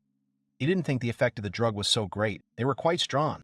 He promises that he will take good care of them, and now they go off to play. He runs away from the berserkers. He jumps and lands on one of them. One monster reaches out to him. Raoul kicks him in the head and tells him how naughty he is. He uses magic and decapitates the monster, saying that this is his punishment. Everyone still wants water. Raoul says that he is dirty again. Everyone reaches out their hands to him. Raoul uses magic and asks what it's like to drink the very drug that they guys made. And since they finally have a chance, he'll play with them until the end. He and one berserker move away from the others, covering them with a barrier. He takes it off him. This monster pulls a lock of Raoul's hair with interest. Raoul sends him to the others, thanking him for his services. He looks at his watch and says that there are about 5 minutes left. In this state, these magnificent researchers are no different from animals. He has carefully studied their misdeeds beforehand. They are crazy about risking their lives on the battlefield themselves. He is sure that all they have is a pitiful intellect that cannot imagine being treated as expendable. They said that soldiers were just pawns for them, the strategists, so it would be a shame if they were unusually smart. Let those useless soldiers die for them. The outcome of the battle is not decided at the front. They, the geniuses, are the ones who bring victory.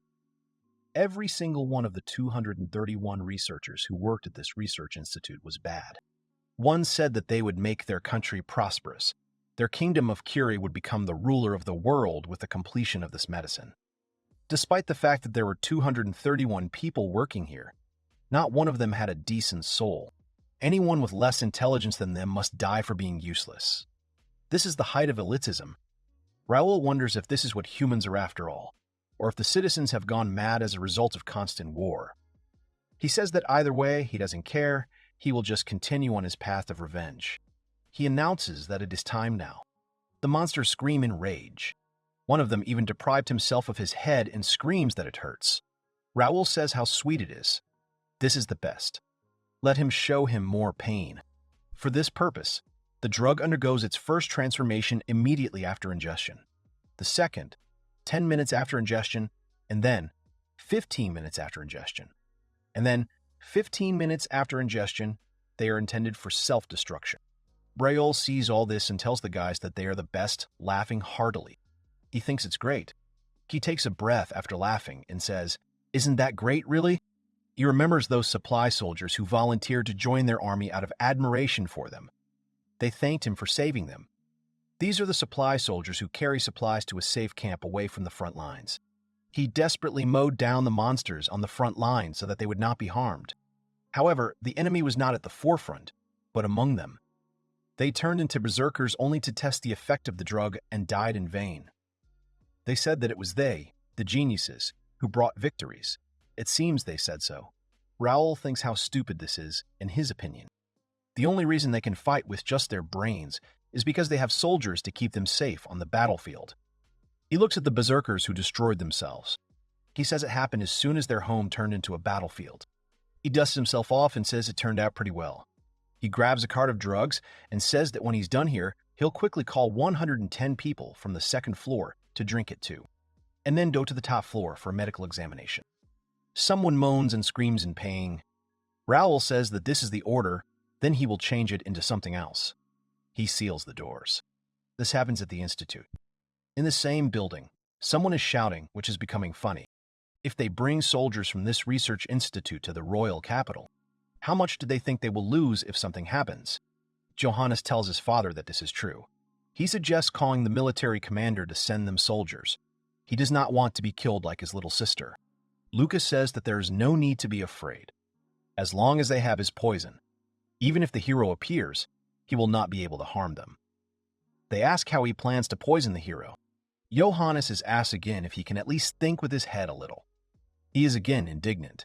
Are they really laughing at him? The Lord again shouts that now is not the time for the two of them to argue with each other. At this time, Raoul is watching them. He thinks he wants to laugh until he falls. He hears Lucas asking them to calm down and think about it calmly. He talks about the warning letter they received from the royal capital, finally making this situation clear. Raoul thinks he should calm down. Raoul thinks that they have been silently waiting for him here for 2 hours, without even noticing that they were locked in.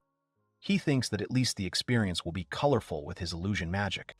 Well, with that said, it's time for the main event on the top floor. He snaps his fingers. It's time to play hide and seek. He sees them get scared and enjoys their reaction. The real general was crushed already on the first floor, so he did it from pieces of his flesh earlier, but it seems to have worked out well. He remembers the mask he's wearing now, which was also made from pieces of his flesh. That reconstruction felt great, and since the game had started, he would enjoy everything they did. Someone shouts that if the drug was stolen, the research institute will become a haunted house. Lucas says he will hear the details later. He asks to be shown immediately where the drug is stored. They go into that closet and see a note. Raoul laughs and says to himself that it's a shame. He stole the drug shortly after arriving at this research institute. He had already used it on the lower floors. It was useless to go outside. Let them hide only inside this research institute. He asks what they will do. He hears their panic that they will not be able to escape. Johannes says that they must hurry and hide. Someone shouts that they need to find a place to hide. Raoul is in anticipation of who will be first. The Lord suggests that everyone lock the doors first. Johannes says that he said he would let them go if they managed to get out of here by midnight. Lucas asks them if they really believe this, especially since there are still at least 6 hours ahead. Johannes shouts that even if it is, hiding is the most useless option in the end. Ren asks why they don't go to a room that the hero can't find. Lucas asks her if they have such a room. Ren confirms this. Lord asks if it is true. Let her show where she is. Lucas asks them to calm down. Renine thinks what kind of fools they are, despite the obvious signs. Then Lucas asks if maybe they should have some coffee. Johannes yells that now is not the time for this.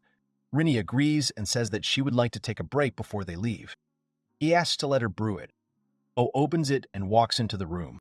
She looks at the dishes and thinks that, in any case, she's glad they're idiots, because thanks to them, she has a chance to escape.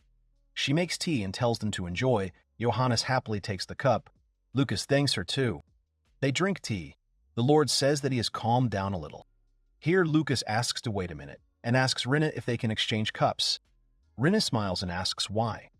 Lucas says there is a chance she added something inside. He finds it very curious that she took the initiative to prepare it for them, especially in a situation like this, inside an institute studying a drug that turns people into monsters. The Lord and his son immediately spit everything out. Lucas says that trying to drug them to turn them into monsters to fight the hero, knowing her, maybe she thought about it. Rinny says that in that case, he should have stopped her sooner. She openly says that she did not put poison in any of their cups. The Lord and his son are surprised. How could it be in any of their cups? It can't be in any of their cups. It can't be. Johannes asks to wait a minute. Rennie thinks to herself that this is the most wonderful feeling. Lucas also asks her to explain what it means. Rennie thinks to herself that her plan is perfect. She tells Lucas that he should have been more restrained. Why not stop his act? They don't understand what's going on at all. Rennie says they were deceived all the time, this conversation in the conference room, that he always sticks to revenge. How did he know that?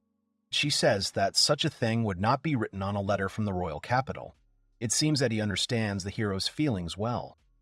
She tells him that Lucas is trying to become that person completely, yet he talks too much. His words have become his downfall. She asks him if he doesn't have enough already, and then makes another mistake by calling him the hero Raoul. She starts laughing and screaming how terrible it is, because in the end, the one who is smarter wins. Silence falls. Lucas starts clapping for her, and then slowly moves closer to her. He congratulates Dr. Rennie and says it would be sad if no one noticed, so he dropped the hint. He asks her if she thinks it was too easy. Rinna starts to panic and yells that he is acting like he has the right to speak. She states that he lost the game of hide-and-seek, so he will die here at the hands of these monsters. She points to the Lord and his son. They are horrified, and Renee smiles. She tells him that in a minute they will turn into berserkers and the drug has been redesigned this time. Now it is at least 100 times more powerful than before. Renna starts laughing loudly and asks him what it's like to be a loser. Lucas asks if that's all. Rennie is shocked and doesn't understand. Lucas says that this can't be the end of her calculations. Rennie yells that it's sad to see him acting like a complete loser. Lucas says that's not what he meant. Renna wonders what he's talking about. She shouldn't let him deceive her. He must be trying to buy himself some time. Renna smirks and calls him a fool, saying that there is no point in dragging it out any longer. The Lord and his son are horrified. Renee smiles and realizes that it is too late. She says she is sorry and warns the hero Raoul to regret not accepting defeat like a good boy. She orders the berserkers to finish him off immediately. Nothing happens. Something drips onto the floor. It's the Lord's sweat. Renan wonders why they don't change. She keeps wondering why they don't change. She's already proven it with numerous experiments. She can swear that anyone will turn into a berserker within 5 minutes of taking the drug. She can swear that the drug she made was flawless. Lucas smiles and tells Renna that it's too bad. No matter how many hours pass, they won't change. After all, this drug only works on living people. Dr. Renna is shocked, saying that being consumed by the feeling of victory from solving a puzzle that can only fool children, despite him thinking she was smarter, has disappointed him. Lucas is changing his appearance, that's true. Raoul tells her that she lost this game of hide-and-seek. Rin looks at the Lord and is horrified. They really are not alive. Raoul says he simply made them look alive using illusion magic. By the time they got to the conference room, they were already corpses. Raoul smiles and says it was hard to manipulate and disguise these two. But he had fun. Rennie falls to the floor, exhausted. Raoul says that she guessed about him. However, she thought that among the 4 of them, there was only one enemy. He apologizes and says that she was all alone, surrounded by enemies. He starts laughing because she even yelled at them to finish him off. She should have at least made sure they turned into monsters first before giving the order. He laughs that. Now his stomach hurts. He asks her how she feels about it. Does she feel like a failure now? Renee starts to cry. Raoul tells her that her secret weapon was wasted. He asks her not to cry. He has prepared a place for her to conduct her favorite experiments. He grabs her by the chin and invites her to have some fun together. They walk through the building. She screams, "What is this?" She can't see anything. He says that he has prepared a surprise for her. She screams at him to let him go. Raoul tells her it's only because she's resisting, even though they humans do terrible things too. They go down the stairs. Raoul says how many people they killed to get enough guinea pigs for their drug and to satisfy their curiosity. Rennie screams that he is wrong and that he got it all wrong. That was not her intention. She was just following orders. Raoul says that's it. That's what Lord d'Acoste and Johannes told him when he was going to kill them. They said it had nothing to do with them. It was all the doctor's doing. Rennie screams at them for being liars. He asks, "But isn't it true that the doctor came up with this great idea and then the two of them jumped on board?" In any case, the two are already dead, so there's no point in blaming them for the crimes. He nudges her and tells her they're starting. She falls in the blood and asks if that's water. Raoul says that before she tries her favorite experiment, she should take a look at this first. He uses magic to free her eyes, and she lies among a mountain of berserker corpses. Raoul says that these are the remains of their research. Rennie starts shaking. Raoul asks why she is so shocked, even though she did all this herself. She starts to get up and crawl on them. Raoul says he believes she can reach the underground lab at the end of the hallway. He adds that since he doesn't get a chance like this every day, he suggests watching her swim there. She still resists and continues to pass. He tells her to be faster because her favorite experiment is waiting. On the first floor of the laboratory, Rennie sits and trembles with horror. Raoul asks if that's enough to scare her, even though she turns people into weapons. He says with a smile that despite the fact that she has killed dozens of people in this lab. She asks what she's talking about. He describes experimenting on a crying and screaming girl, starting from her feet, transplanting monkey brains into children. He asks if it is true that she treated many people like guinea pigs. She stands up and screams that it is a lie and that she did not do it. Raoul says it's amazing to say something like that at this point in time. She yells if he has any evidence. Unverified facts mean nothing. Then he grabs her by the head and says that this is not necessary. He says that if she can't remember, does she want him to show her more? At this point, she can't take it anymore and begs him to stop, admitting that she did it all. She adds that she didn't do it of her own free will. Raoul says that she's just an evil loser, letting go of her head. She continues to scream that it was not she who sent those soldiers to their deaths, that she had no choice but to obey orders. She insists through her tears that this is true. She screams that it is because the neighboring villagers chased them away back then. It is their fault. She is sure that they would have survived if they had just drunk some water. Raoul smiles and says that she already knows that. Rennie looks at him in surprise, not understanding him. As the doctor said, there was a chance to save the lives of the soldiers who had turned into monsters. The drug's effect lasts for 15 minutes. If they had drunk water during this time, they might have survived. So they immediately sought help from a nearby village. In the forest near the village, the monsters had already been defeated by them. The village should have been safe by now. However, the villagers drove them away, telling them to leave because they had no water for strangers. Rin yells at him that then shouldn't he take revenge on the villagers. He smiles and says that she is right. Rin begins to smile and hope. He sees that the light of hope has settled in those eyes of despair. She found mercy in his words, and gave a face that looked like she was desperately holding on to that thread. And this is the moment when he mercilessly cuts that thread. He is simply irresistible. He tells her that he too will take revenge on the villagers. She doesn't understand in what sense either. Raoul turns away and suggests that they stop chatting. He says that this is her favorite experiment, which she has been waiting for so long. From now on, he will begin an experiment on people on his test subject. Rina Beneke. The berserkers come out. Raoul points at them and says that these are the doctors in charge. He throws on a robe and says that he didn't have time to get dressed last time. He says it's time to start the endless experiment. She screams to stop and not to come near her. The berserkers grab her from behind. Raoul looks at her with satisfaction and says that it looks like she is healthy enough to scream. He is sure that then she will be able to endure it. She continues to scream, asking to let her go. They sit her down in a chair. Raoul says that how long she lives will depend on her, so let her do everything in her power. She asks him in horror what he wants. He shows a cabinet with liquid and says that she should know this better than anyone. He asks, these are poisons, so it will be an experiment on people with her favorite poisons. He approaches her and orders her to drink to the last drop. Putting a bottle of poison in her mouth, she swallows it all. Raoul says it's a good job. Rin coughs heavily.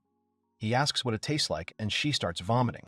She starts screaming, talking about her throat. Raoul asks her what effect this poison has. Rinna, in shock, begins to scream and deny everything. Steam begins to come from her feet, as if she were passing gas. Raoul tells her that it stinks so much that she keeps blushing and sweating. She screams about the restroom and asks to be let into the restroom. Raoul smiles and says that now it is approaching from behind. Then she begins to release all the excess from her body. There are two berserkers standing behind. Raoul covers his nose and asks if she's joking, and that not only is it awful, she just let out a huge fart. She is breathing heavily, twitching in her chair and begging him to help her. She screams that her stomach hurts and that she is dying. Here she starts to let everything out of her mouth. Raoul says that it is quite terrible both from above and from below. She breathes heavily and begs him, asks him to stop. Raoul sighs and says that he probably has no choice. It strengthens her organs, but only for a while. The pain and suffering will remain the same. But if the doctor wants, he can give her an antidote to drink. He tells her that, however, she must make it herself. Renee looks at him with horror after a little hope. Raoul says it must be a piece of pie, even though she's vomiting blood. Her hands are shaking, and her eyes are blurry. He asks to see it. What this brilliant doctor will come up with. Renee sits on a chair with a look of horror. Rinna screams that it's impossible in this condition. Raoul smiles and says that if she doesn't hurry, she won't be able to move. He uses magic. Here she crawls over to the chair and promises that she won't die. Raoul looks and grins. Berserkers standing next to him. They can hear her gasping for breath. She starts mixing potions, trying to remember everything. In the process, she starts vomiting. Raoul looks on and says it looks like she'll have to do it again. He asks her to do everything she can. Ren, shaking, declares that she will never die. She, along with shortness of breath, continues to develop an antidote. She finally screams that she did it. She swallows the antidote and declares herself victorious. Raoul claps for her and says it's wonderful as always. It was a great job. He thinks she's a real talent. Rin shouts that it seems like he understands everything now. That's it. No one can beat her in intelligence. Raoul congratulates her and suggests moving on to the second round. Ren wonders what second round. He assures her that he told her so. He says this is the beginning of an endless experiment. Did she really think he would let her escape alive? She starts screaming. Didn't he say that if she could handle it, she could last longer? Didn't he say that? Raoul smiles and says that she managed to live a little longer. Isn't that so? Through her own efforts. He suggests moving on. The berserkers grab her again, and she continues to scream and resist while Raoul uses his magic. He takes out a pen and says that he will clearly write down the results. He wishes her to enjoy experiments on people to the depths of her soul. Rani begs him to forgive her. She promises that she will do everything, swears and begs him. She asks her for forgiveness 1,000 times. Raoul says it's a shame. No matter how much she apologizes, the dead can't hear her. It all continues and repeats itself 21 times. At the end, her skin changes. She says in horror that her skin is itchy. Raoul says it looks like she overdosed on the drugs. She falls down and screams that her body is itching. She asks for help. She continues to scratch. Raoul smiles and tells her to make the antidote again, to do everything she can. She is already lying on the 41st circle and asks to stop because she can't do it anymore. She has no strength. Raoul asks if she knows that this is only the 41st after all. For every dead person you need to drink a glass. He tugs her hair, lifts her off the floor, and tells her to try harder. She groans in pain. He pours the antidote into her mouth. She doesn't react at all and starts vomiting. Raoul says it's disgusting. There are bottles of antidotes on the floor. She starts to say that she wants to live. Raoul smiles and says that in that case, she needs to hurry up and make an antidote. He tugs and tells her to try. He asks worriedly if she can't get up. Maybe he has no choice. He suggests continuing. He injects her with the 42nd antidote. He reaches into his pocket.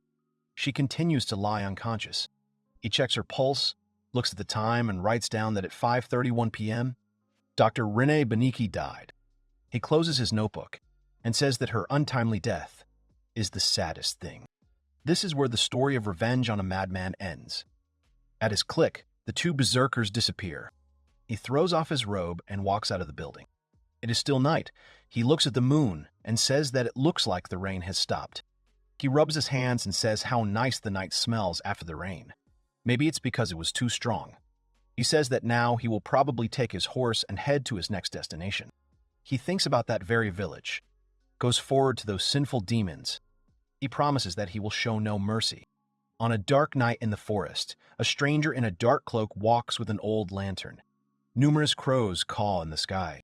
Someone screams, and there it is, the monster. A boy chases another boy. One says he will protect this village. A girl tells them it is time to go home because the sun is already setting. Both boys listen to their mother and ask where their father is. She answers that he is on night guard. The man is sitting. Strange girls approach the gate and ask if there is anyone there. The man guarding the village hears them. A girl with a little girl asks them for forgiveness and says that they are lost in a forest. She asks if they could help them. The man realizes that these are lost children. He tells them to go through. The girl thanks him and says that they will not stay long. The man says that they should not be so shy. Their village is right next to the border. There are many people passing through here. Refugees, travelers, traders. He asks them to just calm down. The man comes to the family and says he is home. The girl calls him darling and asks if he is home too early. The girl behind apologizes. The girl serves food, puts plates for them, and asks what the children forgot so deep in the forest. The girl says that their father was sick, so they were heading to town to sell goods, but ended up getting lost. The man says that they are so smart, so young, it must be hard for them. His wife tells them not to be afraid of them.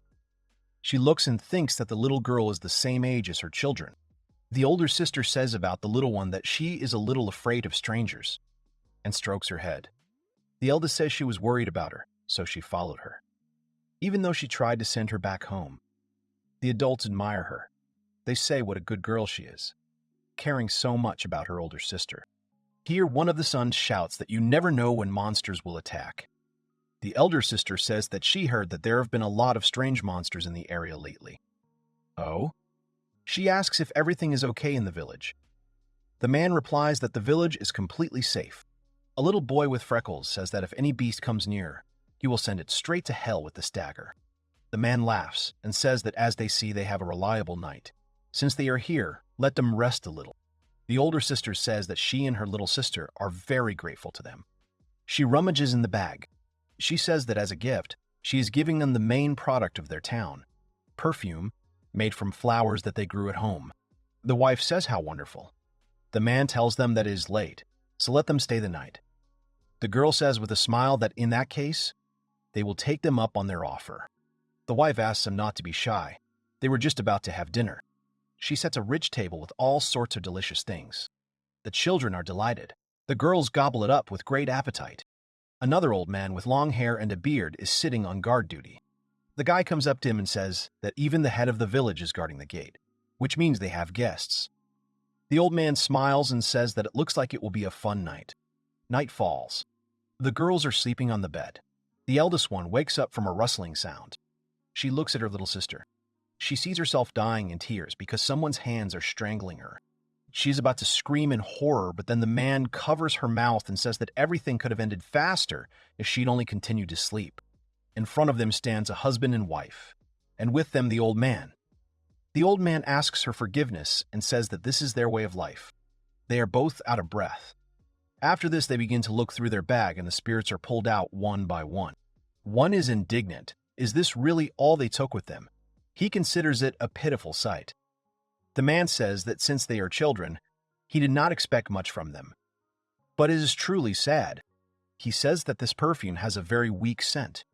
They will only get a pittance for it. They think that she will get the most if they sell their hair for wigs. The girls lie bald without hair and without clothes. So they finish digging the hole. The whole village gathered there. The men are standing with shovels, one is holding a sack. The next day, the little son shouts to his dad that it is already 7 o'clock, so it is time for him to get to work. He thanks his son. The brother suggests playing pirates. The boy agrees and says that then he will be the navigator. They go outside, and their father tells them to be careful out there. The husband tells his wife that this ribbon suits her very well. She thanks him and suggests that he try again today. The husband goes to the gate and tells the other that there will be a changing of the guard. Then someone knocks and asks if there is anyone there. The men are surprised. He asks if he thinks it's a bit early today. He opens it and asks what it is. Here, they see the face of the little girl who was killed. They stand in shock. The girl asks where her older sister is. She starts to say that they were separated. The man, horrified, asks her why she is alive. She smiles and asks why they ask such a question. At that moment, the gate breaks. The men fly away from the gate. They are horrified and don't understand what it is. Raoul appears in front of them and says that they treated them well. The man asks who he is. Raoul asks if they haven't heard rumors that the former hero, who should be resting in the ground, has returned to life and appeared before the princess. Someone from behind wanted to attack him, but Raoul easily stops him with the help of magic. Raoul smiles and says that he is taking his revenge on everyone. The man shouts that this can happen. Raoul smiles and says that he is the former hero Raoul, also known as the traitor of the kingdom. The man asks him why the former hero has come to such a place. The entire village has gathered before him. Raoul asks if they don't know or if they are confused, because they know too much. Then the chief comes out and asks what business brought the famous hero to such a distant village. T is surprised that the hero came out to them. Raoul smiles and says that about a year ago, strange monsters appeared nearby. The chief says that he is not sure. Even though the village is located in the wilderness, its main advantage is that it has always been peaceful here. Raoul believes that they have already forgotten about everything due to their age. In that case, he asks to allow them to remind him. Here he uses magic and moves in time to defeat the demon lord. The heroes run, breathing heavily, as if looking for something. One of them says that they are too late. They arrive at the site and there are only torn-off body parts of people scattered all over the area. Raoul shouts that he is sure that someone is still alive. He assures that if anyone survived, they will save him. Some monster is killing people by gouging out their heads. Another monster tells the killer not to kill too much because it is a valuable commodity. The little boys sit hugging each other in fear, bursting into tears. The monster says that there are so many of them, it doesn't matter if a couple of them die. One brother tells the other not to look at them. They both close their eyes. The monster gets angry and picks up one of them, saying that you can't do that. When his dear friends die, he must watch carefully. The boy calls his brother. He says that if he's not going to use his eyes, then he doesn't need them. Everyone freezes in horror. The elder asks him to stop. However, the monster still gouged out his eyes with his fingers. Sobs and screams of pain begin. One of them begs him to stop. He begs him to at least spare his life. The monster smiles and says that he is now damaged goods. The monster lifts the boy up, holding him by the head, and says that they won't be able to sell him like that. He presses on his head. The elder continues to beg him. The monster wants to get rid of him. Then Raoul appears from behind and orders him to be let go. He turns around. He recognizes the hero Raoul, who tells him again to let him go. He begins to resist. Raoul cannot stand it and kills the monster, agreeing that in this case, he will kill him. He catches the little boy and tells him to hold on. They will help him now. Other heroes come up from behind and say that they have dealt with the rest. He asks Christiana to heal him. She obeys. Someone calls the little boy Teddy. Raoul turns around to see numerous boys crying and watching him closely. The hero joins his palms. Raoul looks around the entire village. Finally, he turns to the girl and asks what is wrong with them. She replies that everything is sad. She says it's too late, so his eyes can't be restored. Raoul smiles sadly and the sobbing begins. Raoul says he has learned that demons are targeting children from distant villages. Christiane bandages Teddy's eyes. Raoul apologizes for being late. One of the boys starts swearing, even though he is a hero. Why didn't they come earlier? He cries and says that if they were as strong as they are, they could save everyone. He keeps screaming, tells about the past. Raoul doesn't answer. The boy states that they were able to survive only thanks to their joint efforts. Teddy tells his brother that they were all attacked by monsters in their own villages, and they all lost their parents. T says that despite all this, they somehow managed to survive. He doesn't understand why they have to watch their loved ones die. He hugs his brother and screams that he doesn't want to hear anything from the Chosen One, the one with special powers. Raoul sits down and says that he, too, doesn't understand what they're talking about. Raoul says that his city was also attacked by monsters, and that's how he lost his mother. The boy is listening. If he hadn't been chosen as a hero, I'm not sure what would have happened to him. He says that the hero's strength is incredible, but, one way or another, in the past he was also an ordinary child from a border village, just like them. The brother asks how they can protect everyone. He states that he wants to save everyone. Raoul smiles. Raoul holds out the dagger and says that if that's the case, he'll give him this. It's the dagger that's been with him through all the battles. He tells him to take care of it as a sign of his determination. The boy asks if he thinks he can become strong. Raoul reassures him that he can. He says that as long as he has the desire to protect everyone, then sure. The other heroes smile at them too. So later, the little soldiers who were engaged in supplies walk through the forest. Among them was the boy to whom Raoul gave the dagger. He says that their first task is to deliver supplies to the village of Nor. Another says that the hero Raoul is fighting on the front lines right now. Maybe they can be of some use to him as a supply squad. They are happy that they can finally repay him for saving them. Then Johannes told them that they had passed half the way. He asked them to put their luggage down. He tells them that the forest they will go through is filled with monsters, and to protect themselves. He opens a box of drugs. He tells them that they need to drink this substance. The man smiles. Johannes hands out the shots and says he's sure they each got one. He explains that the stimulant has a time limit, so they have to drink it on the count of 3.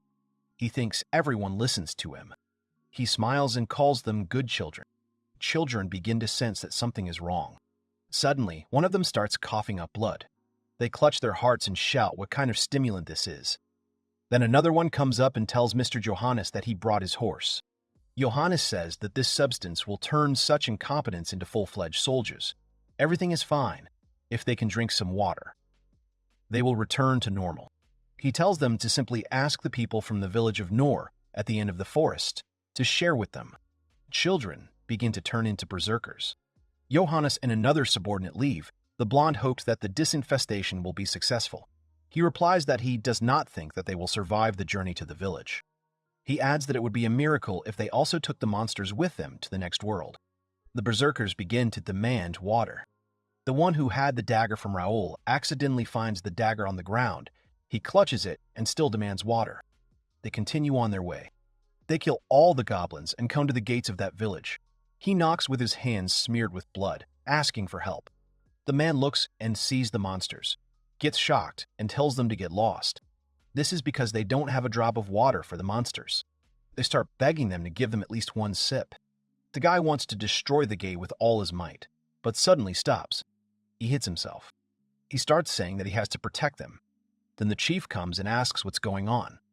Then the man says that there are some strange monsters outside. The leader sees them and says that not only do they make a terrible noise, but they look no better. They start telling us that they are supply soldiers and that they were forced to take a strange substance, which is why they turned into this. He says that all it takes is a sip. They scream and say that if they drink water, they will return to normal. They will not harm anyone. They swear it. The leader smiles and asks if they were really human, if they would return to normal if they drank water. He pulls out a bottle of water and asks if they want it. He holds it out and says they can have it. That guy is reaching out. Here the chief takes the bottle back and asks with a grin how much they are willing to pay. The guy looks at him in shock. The boss says that if he wants something, then let him pay. Isn't that natural? He tries to explain, but people shout that they are not benefactors, calling them inferior creatures. The leader tells everyone to look at them. Everyone comes to the crack and starts looking. Everyone calls them freaks, monsters, disgusting, vile, stinking. They laugh at how they even dare to ask them for water. They tell them to pay, to give them money. He keeps begging them to give him a little water, just a sip. The chief says that they have plenty of water here, but it's not free. Besides, they are soldiers. If so, then they should put the needs of the citizens above their own. He thinks that begging people to give them something is absurd. He closes the crack and tells them they should be ashamed. They stay where they are, the guy clutching his dagger. Here, accordingly, all the monsters, all the soldiers, simply die. Back to the present. Raoul stands in front of them. The whole village looks at him in complete shock and apprehension. Raoul smiles and asks, "Now they remember everything perfectly." Then the head asks in anger, "What kind of nonsense did he show them?" Raoul says, "Okay then." Using his magic, he takes the dagger from the boy and grabs him. He wonders what this dagger is doing in this village. Then the male guard shouts that it is their thing. The chief calls him a degenerate. Raoul says they didn't just watch them die. They stripped their bodies bare to the bones. Taking advantage of the fact that their village is located right on the border, until these days, they all received money by killing and robbing every traveler. The leader asks what these baseless accusations are. Raoul says that the dark magic given to him after death is very useful. He transforms into a poor girl and says that he can do this. He can also read the memories of the dead. The leader exclaims that this is nonsense. He tells him in the form of a girl his own words, that this is their way of life. Wasn't he the one who said it so proudly? The leader, tense, asks what of it. Someone shouts that it is true. He has no right to judge them. Raoul asks if he is not mistaken. He does not care that they rob travelers. Everyone is shocked and awaits his answer. Raoul says that he simply wants revenge on those who harmed his comrades. Here one guy shouts that he simply obeyed the head of the village, because they will not have life if they refuse. That woman also screams that she didn't even know what was happening. Everyone agrees with her and starts screaming. The chief turns to them and starts looking askance. Raoul says that the villagers really do have such a poor imagination. He goes over their quotes, that they were just obeying the village chief, that they didn't know anything. Did they really think that if they said that, he would spare them? He smiles and tells them not to make him laugh. He raises his dagger and says that he will hammer it into their heads, that not a single soul will escape from the sins they have committed. All the villagers are in shock and fear.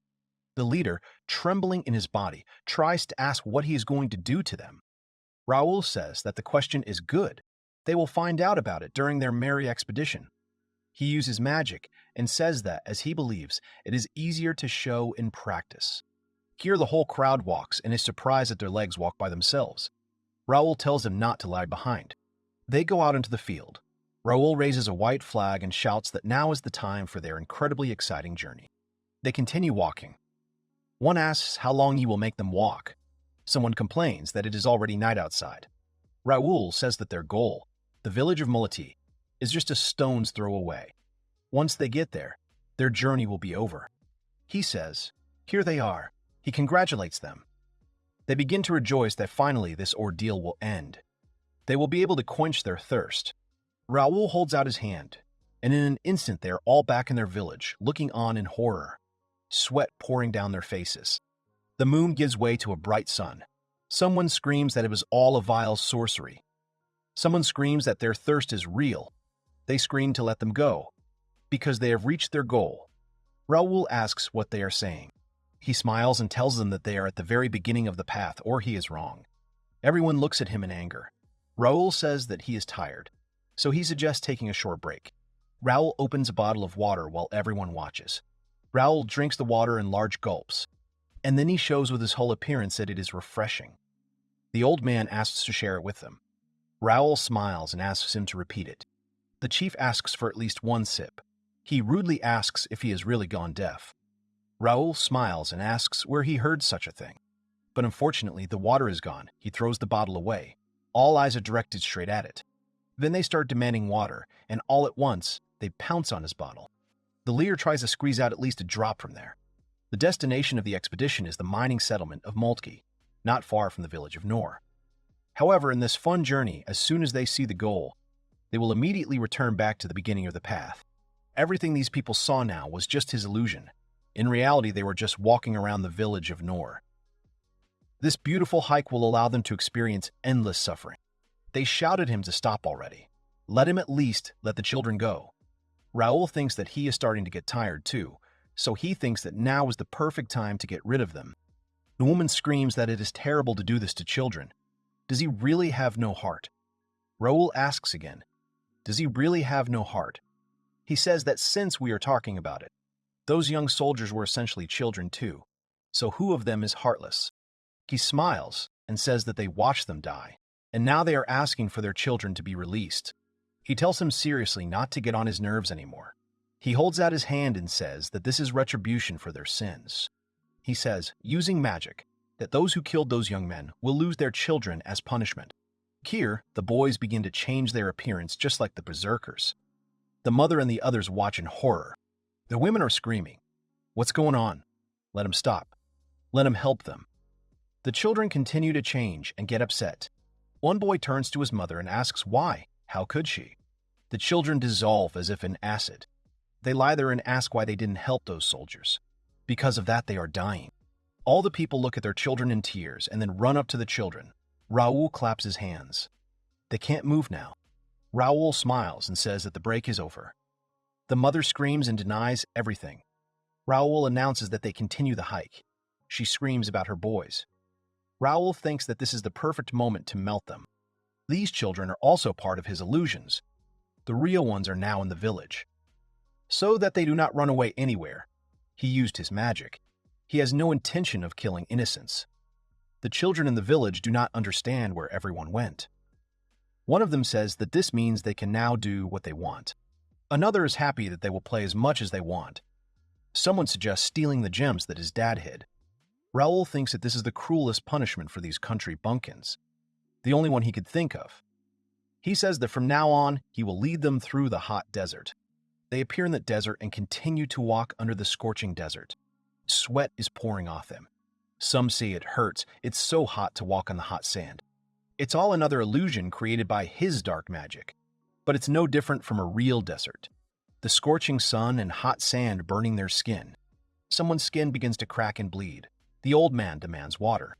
Suddenly, several people fall to their knees and start screaming. Someone screams that he can't do this anymore. Someone screams that it hurts so much that he's going to die. Someone is still asking for water. They all beg for water and talk about their throats. Raoul smiles and says that they have finally experienced such a strong thirst. If so, then they will finish their hike. He congratulates them and says that they survived his illusion and reached the village of Moki. Everyone starts to rejoice. The old man says that they will be able to drink. They think that they are saved, but Raoul smiles slyly. Someone looks through binoculars from afar and tells his friend that someone is approaching, and there are many of them. The friend asks if they are monsters. He denies it. They see that these are people, asks the others to take their places. He orders to close the entrance for now, to understand, are they enemies or not? They close the gates. They continue to knock and push the gate. The man shouts worriedly, are they really trying to break down the gate? That old man angrily asks why they closed the gates. He shouts that he is the head of the village of Nor. He asks why they do not open them. Let them move. Those guards say that means all these people are its inhabitants. His comrade asks him to take a closer look. He says they don't look healthy, and their skin is festering. They are suspected of being infected with the plague. The chief shouts what they are talking about. Another woman shouts that only pathetic rats would refuse to help a person in trouble. Her husband agrees and shouts that's right. Are they really just going to leave them to die? Is that how people act? Raoul stands behind and asks, is that how they started talking?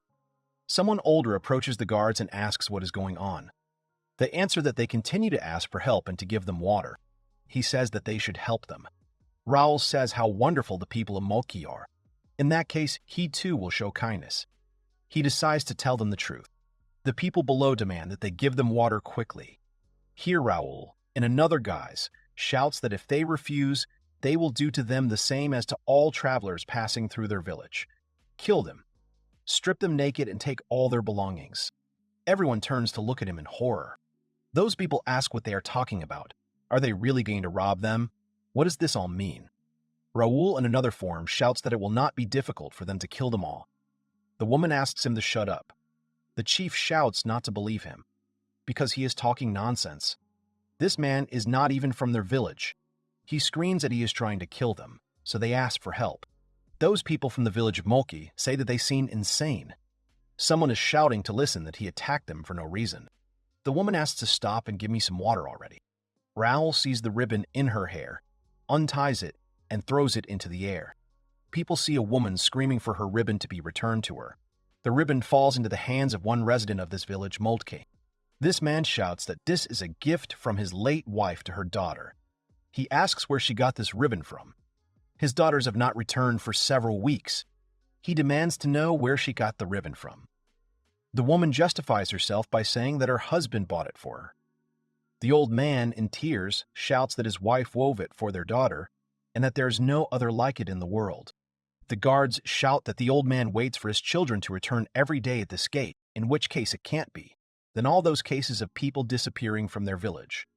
The head of Nor still asks for water, and they say that all this was not the work of monsters, but of the villagers of Nor. Here Raoul shouts that if they give them something to drink, they will tell where their daughters were buried. The headman turns around in shock. The guards start shouting. Are they really joking with them? As if someone would give them even a drop. The headman understands that things are bad. Raoul smiles and says that if that's the case, then as usual, they'll just steal her. He uses magic. They begin to collectively drive into the gates. The guards do not understand what is happening. The chief understands that it is his magic again. The villagers scream that they are in pain. From inside, the people of Moltke village hold the doors and are surprised by the strength. They understand that the gates are about to fall. The guards shout that they are going to take the village by storm. They did not allow them to advance further. They order the stones to be put at the ready. They start throwing stones and shouting as if they will let them in. The guards shout that they will protect the village.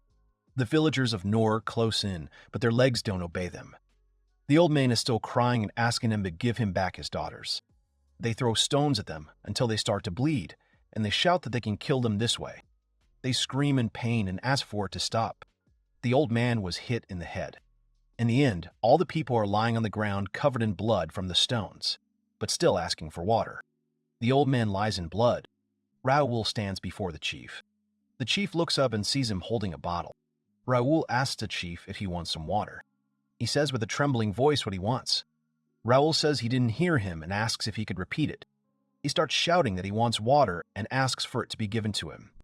Raoul says that, of course. The old man smiles sharply. But Raoul then asks him how much he is willing to pay. He tells him that if he wants something, he should pay. Isn't it natural, and who should be ashamed now? The chief raises his hand and says he wants water, falls unconscious and without strength. At this time in the village of Nor, the children say that it's already night outside, that they have been up for a long time. They think that maybe they are still busy. Raoul goes to them.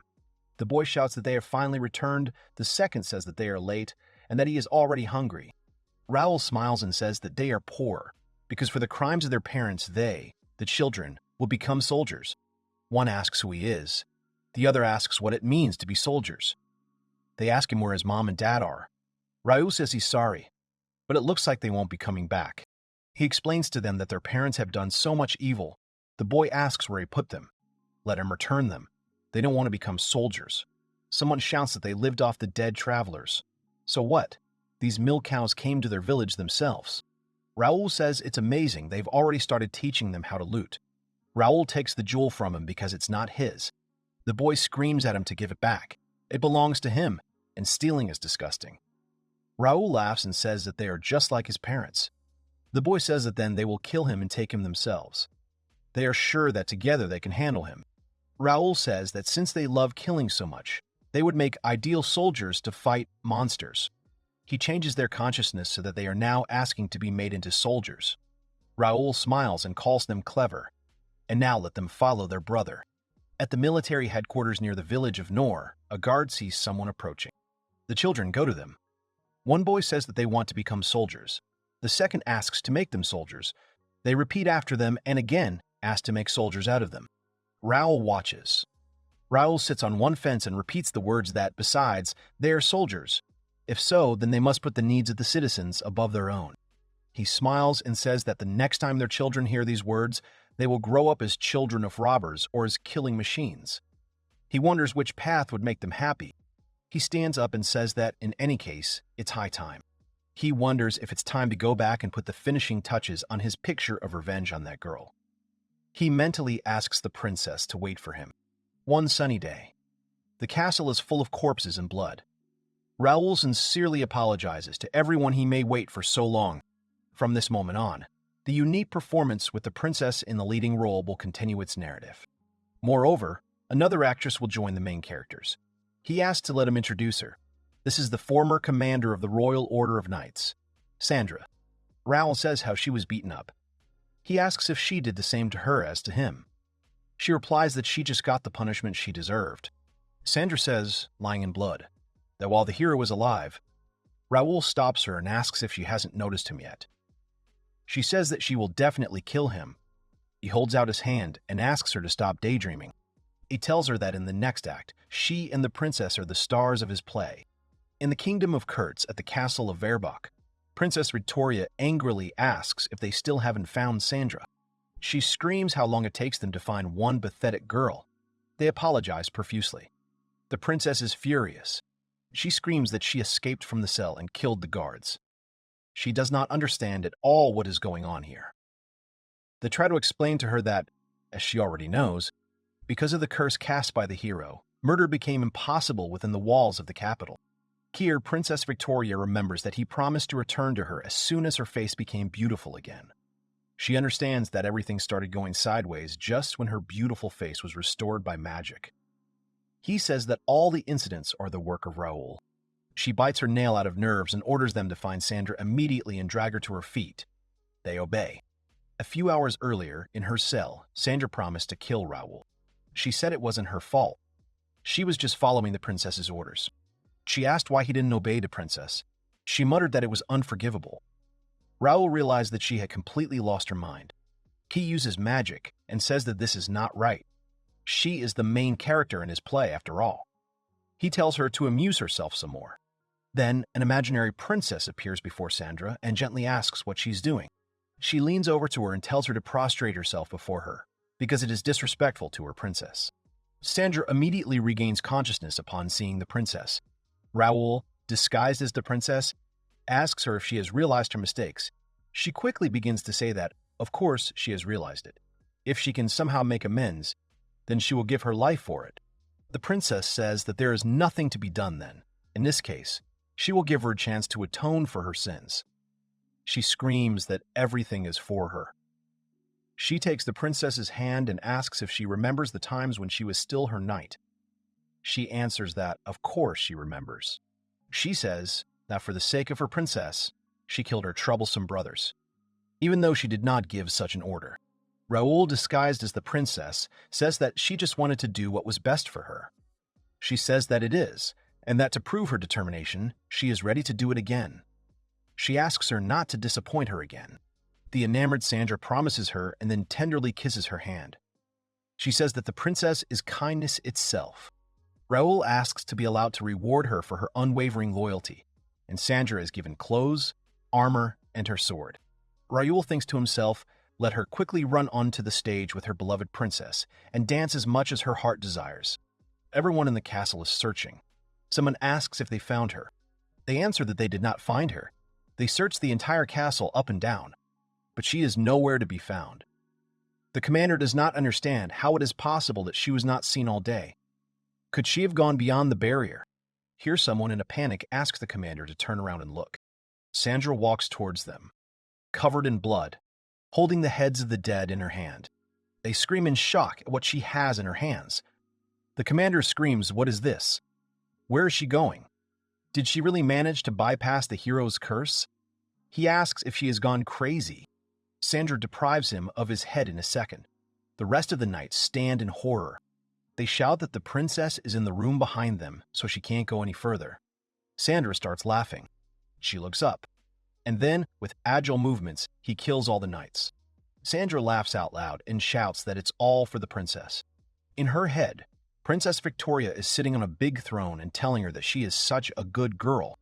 The real Princess Victoria nervously drinks tea and asks where Sandra could have gone, and when will that damn Raoul ever get tired of taking revenge on her. Someone whispers to her that they are installing new testing weapons right now, and after capturing Sandra, she will be able to test them on her. She drinks her tea, sighs, closes her eyes, says that it sounds good, but she wanted to kill her quickly. Here you can hear screams, everyone is swearing. The princess asks what is going on. The door opens wide and Sandra stands in front of him, completely covered in blood. Sandra starts laughing madly. The princess looks at her in horror. Sandra apologizes for keeping her waiting. She hands her the severed heads. Panic sets in. The maids realize it's a severed head, but they don't understand what's going on. The princess screams, "Why are they standing there? Let them stop this woman immediately." Sandra asks the princess to look at this because it's all for her. She says that the king's confidants were killed.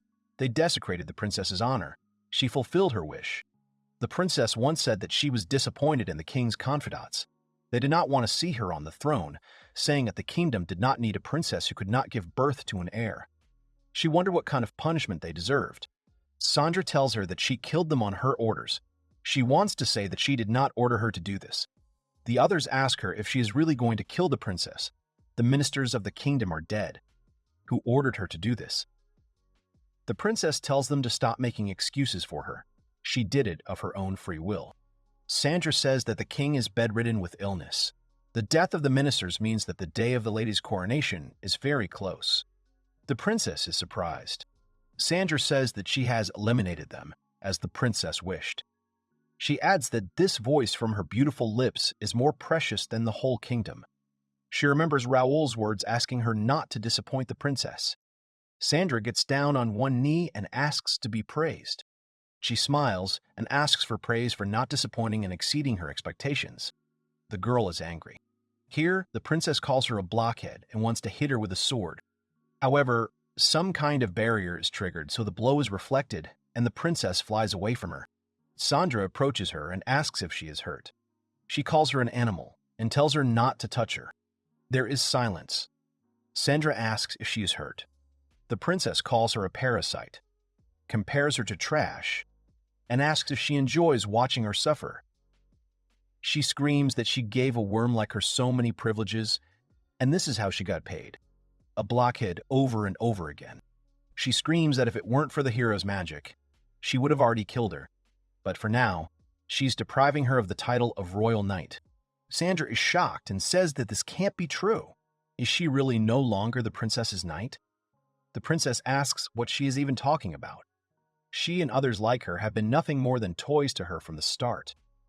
She tells her that she is just a doll that can always be replaced if she gets tired of it. Sandra starts to say something. She exclaims that all her efforts were for the princess. For her, she wanted to live up to her expectations. She asks if this is how she justifies killing them. The princess says that they met a miserable death at the hands of a miserable man. She orders that she be thrown quickly into prison. The other servants tell her to get up. The princess orders that a funeral be arranged for the dead. She reflects that even so, Sandra would never have decided to kill the ministers herself. She reflects that they were clearly a hindrance to him, but she was not going to kill them now. Her position in the kingdom had begun to deteriorate since the day of the wedding. She remembers Raoul, how he says that this is how the princess's sins were revealed. She believes that Raoul is to blame for everything. Here she begins to think that it is Raoul's fault. He is an enemy of the nation who kills the country's heroes. If she catches him, her authority will grow enormously. She will be able to put an end to the turmoil that is happening in the state, and will become the ruler of the kingdom, although perhaps the whole world. Her ambitions have not yet collapsed. She doesn't need a child. She will ascend the throne herself and rule, becoming the first queen of Kurtz. She wonders if Raoul is somewhere nearby now, meaning that it was he who prompted Sandra to kill the ministers, her wonderful hero. She wonders where he is hiding now. She was taken by surprise that time, but let him know that his source of power is dark magic. It would be easy to deal with him. She will need that holy woman. The power of those who have fallen into darkness pales in comparison to holy magic. Although she does not like holy men, she will be useful. She remembers the words addressed to Raoul, that he is just another doll in her hands. He exists only to amuse her and then be thrown away. She laughs at her plan and the thought that she will once again send the hero Raoul to the world of the dead. She grabs her stomach. The servant tells her that she seems to be having fun. She replies that she is, after all, he has returned, this good-natured blockhead of hers. The servant ponders what a good-natured blockhead he is. Princess Victoria ponders and calls him a sweet, silly beast. The servant says that if she is pleased, then so is he. She laughs. The servant says that if so, he will take his leave in order to prepare the instruments for testing. She says that she will wait impatiently. This servant is, of course, Raoul, who has been standing next to her all this time. Which of them will be the puppet, and who will be the puppeteer? On a hot, ordinary day, Sandra is brought out to the square. The citizens realize that this is the former leader of the Royal Knights, Sandra, who was captured yesterday and is apparently about to be executed. And now someone is announcing that they are going to carry out Sandra Devers's sentence. She sits with her hands tied and her head down. The crowd shouts that she is the knight who missed the hero at the princess's wedding, and that she is the one responsible for them being locked up in the royal capital. They think she's a completely useless knight. Victoria shouts to everyone that she's a sinner who rebelled against her own princess, who rebelled against His Majesty himself, and that she is the cause of the current situation. She screams that she brought the hero's wrath upon them, enjoyed her favor. Sandra understands the head and denies it. The princess says that Sandra burned villages. She screams that she was the one who ordered her to deal with the hero. She kicks her and tells her to shut up, calling her a traitor. The crowd asks if it is because of her that they have become the object of the hero's hatred. They demand that she be killed. Sandra quietly says that this is a lie and that everything is wrong. The crowd shouts for her to be killed. Sandra says that she was only carrying out the orders of Her Highness. Victoria claps and addresses her subjects, saying that they are given a chance to participate in the execution. She offers to teach her a lesson. Here someone brings out many incomprehensible things. The princess reflects that, as expected, people seem to be waiting for this. They figured it out so quickly. Her involvement in the murder of the king's confidants, the people's mistrust of the royal nobility, and the fact that they were trapped. All of this will be resolved by a public execution. And what's more, if the hero Raoul also falls here, she will become everyone's favorite. She laughs and thinks it's just wonderful. The crowd asks her to give them orders. They will tear the sinner apart. The other two stand and are surprised by such a reaction. The crowd is furious. At this time, Emile, still in his mother's arms, says that he is afraid for Victoria. His mother calms him down, tells him not to worry, because his mother is nearby. Emile cries and screams that he will never come here again because something terrible is about to happen. Princess Victoria screams that it is time to begin punishing the traitor. All the citizens scream in joy. The princess is told to fasten her seatbelt, and the people shout at Sandra to die because she has defiled the honor of the royal knights, and only death can wash away her shame. Everyone throws stones at her, wishing for her to die, calling her an inhuman murderer, a criminal who brazenly wore the mask of justice. Sandra starts thinking and says that, really being a knight, all this time she protected such cruel people like them. People shout that no one asked her for anything. She did not do it for them. For the princess, she was just a toy. She keeps trying to say that it was the princess's order, but they shout at her that it's useless to justify herself, because it was also the princess's order. Sandra begins to understand the meaning of these words, that this is also an order from the princess.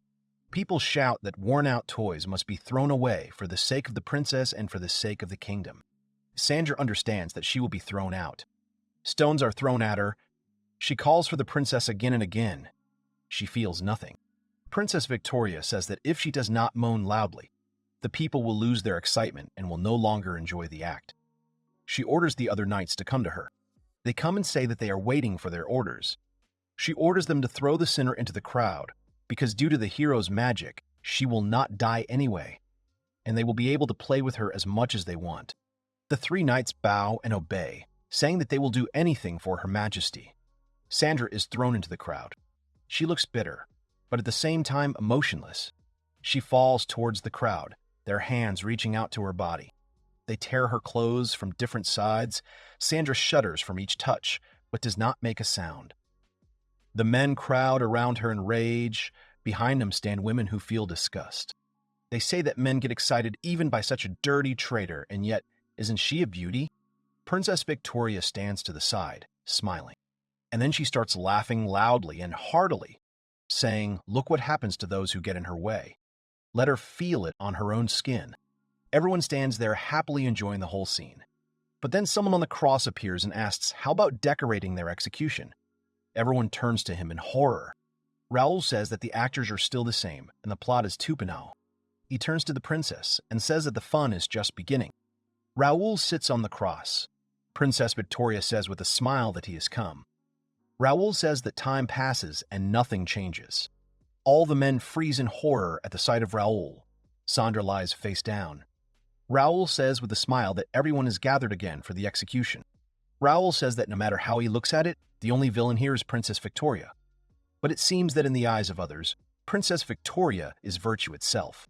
He shouts to everyone that he thinks it doesn't matter anymore. Even when he was in Sandra's place, they all just enjoyed themselves. He shouts with a smile that they see that after his execution so much happened to the princess and Sandra, or that they managed to forget about it. The crowd watches. Raoul says they are here to see an incredible show starring a princess. He asks to be allowed to introduce the cast. He looks up and says they have a whole list of traitors. This is Saint Christiana, who once cured Teddy. She says with a smile that they haven't seen each other for a long time. The Archmage is also part of the group Wendell, Mrs. Sandra. When he says this, Emile is horrified and thinks it is him, but of course it is their Princess Victoria. Princess Victoria smiles and says that he must have meant that the play was starring a former hero. Raoul laughs and says that the attention-seeking Princess Victoria will allow him to be the central character in the story. He asks if she is sure she wants to be secondary. He tells her not to be nervous, because now he is going to tell a story that will spark the public's interest. He shouts that it is for the ears of those present only. The crowd tenses. Raoul asks if they like this. The moments when the masks of those at the top of society fall off. He asks to be allowed to tell them the story of the Archmage Wendell first. He suggests going back to the time when the hero was captured by the princess. The Archmage tenses up. Returning to the past tense, Princess Victoria says that even his elder sister was killed. She holds a rope in her hands and asks Raoul if he is still holding on. Maybe she should decorate his cell with the fruit of her womb after it dries out. Raoul tells her to dare touch one more person dear to him, and he will tear her to pieces.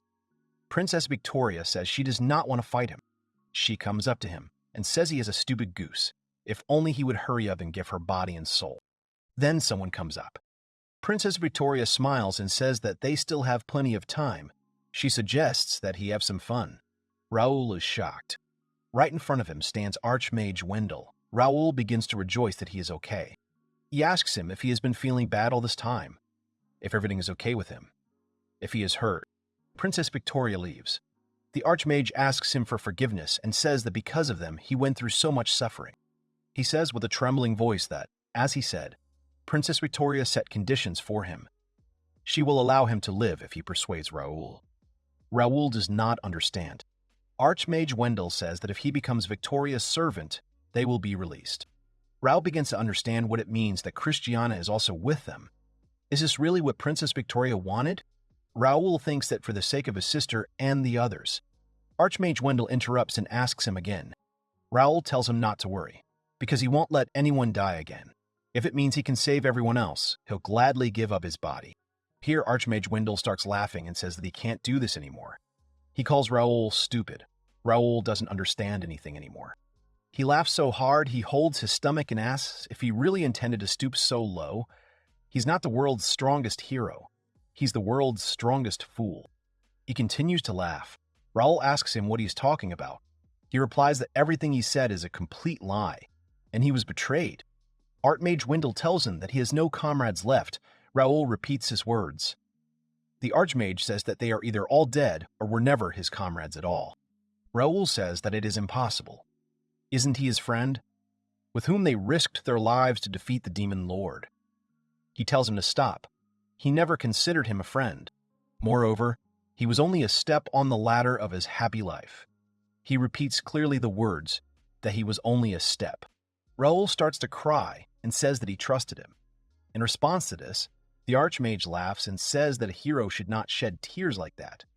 He asks if he really wants to go under his sister's skirt, and then reminds him that she is already dead. Here, Raoul's magic is interrupted by the Archmage. Everyone woke up. Raoul says that the climax is in full swing. The Archmage smiles and says that he talks too much about himself, calls him a crybaby. Someone from the crowd says that Mr. Archmage Wendell did so.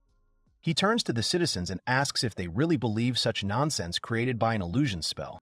He charms a girl from the crowd and says that the former hero in front of them is a criminal who killed the country's heroes, General Ernst Braun and Dr. Rin Beniki. He asks the girls if they trust him more than the Archmage. The girls in love shout that Archmage Wendell would never do such a thing. Raoul stands disappointed. Archmage Wendell turns to him and says that no matter how much he has succumbed to the forces of darkness, he no longer distinguishes between what is righteous and what is not. The magic happens again and tells him that if he wants to say something, he should do it face to face. Suddenly, Archmage Wendell himself disappears. Princess Victoria is horrified. Is this really an illusion? Raoul says to the sky that if he cares about him so much that he sent an illusion along with himself, then let them meet properly next time. Raoul says that now the Holy Virgin comes on stage. Christiane stands unperturbed with a sweet smile. Christiane asks to be allowed to say just one thing. Everyone listens attentively. She demonstratively declares that she did not betray Raoul. Raoul smiles and asks if she set it all up. If she put the princess up to it, he already knows about everything. Besides, they are not on duty. How about talking, as usual? Christiane, with great charm, says that she will take him up on his offer. She asks if this means that he has looked into her past too. Christiane says that besides, she and the princess were just chatting about guys, that's all. Raoul smiles and plunges everyone back into memories. Shortly before defeating the demon lord in Vorbot Castle, the princess and Sandra are walking down the corridor.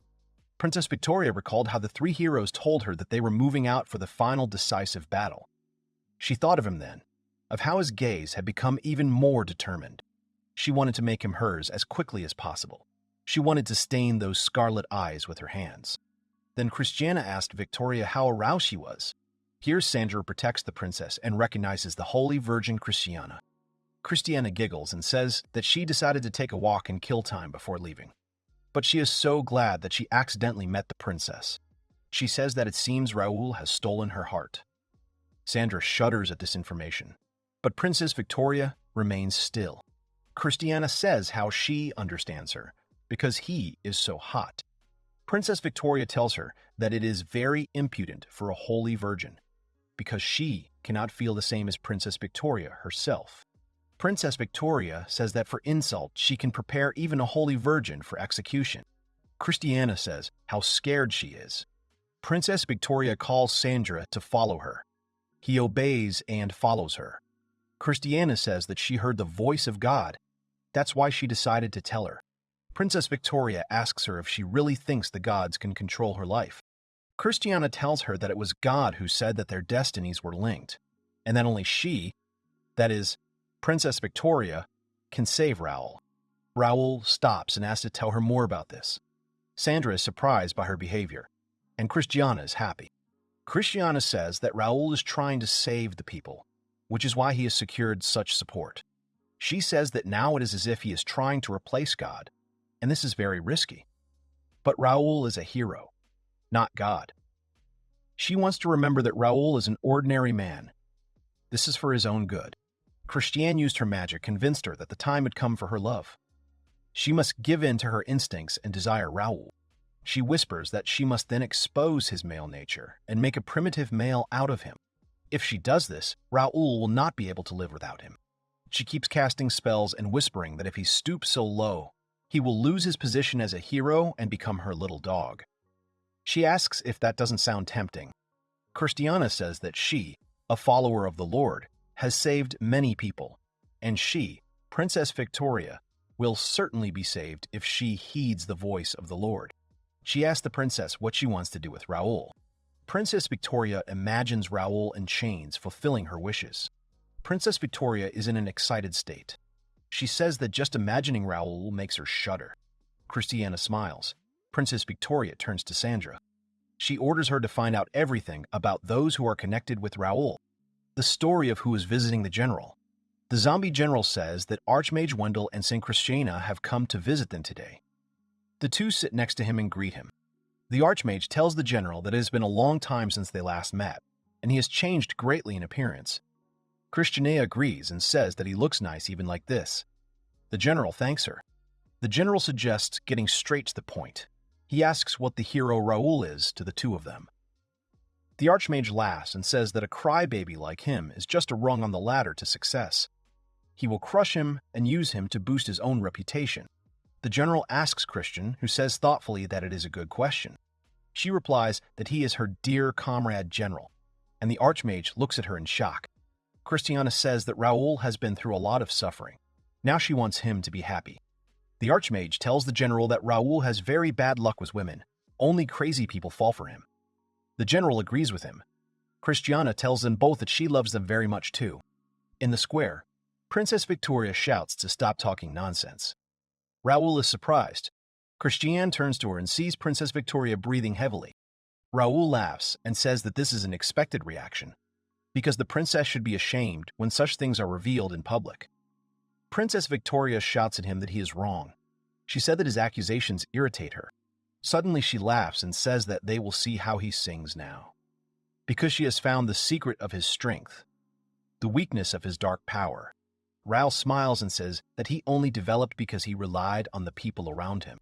Princess Victoria says that by understanding the properties of his power, it can be easier to control him. Dark magic, considered the strongest, is vulnerable to pure holy magic. Raoul smiles slyly. Princess Victoria says that only holy magic can resist dark magic. His fun stopped at its peak. Princess Victoria turns around and addresses all the citizens and declares that there is no longer any reason to be afraid.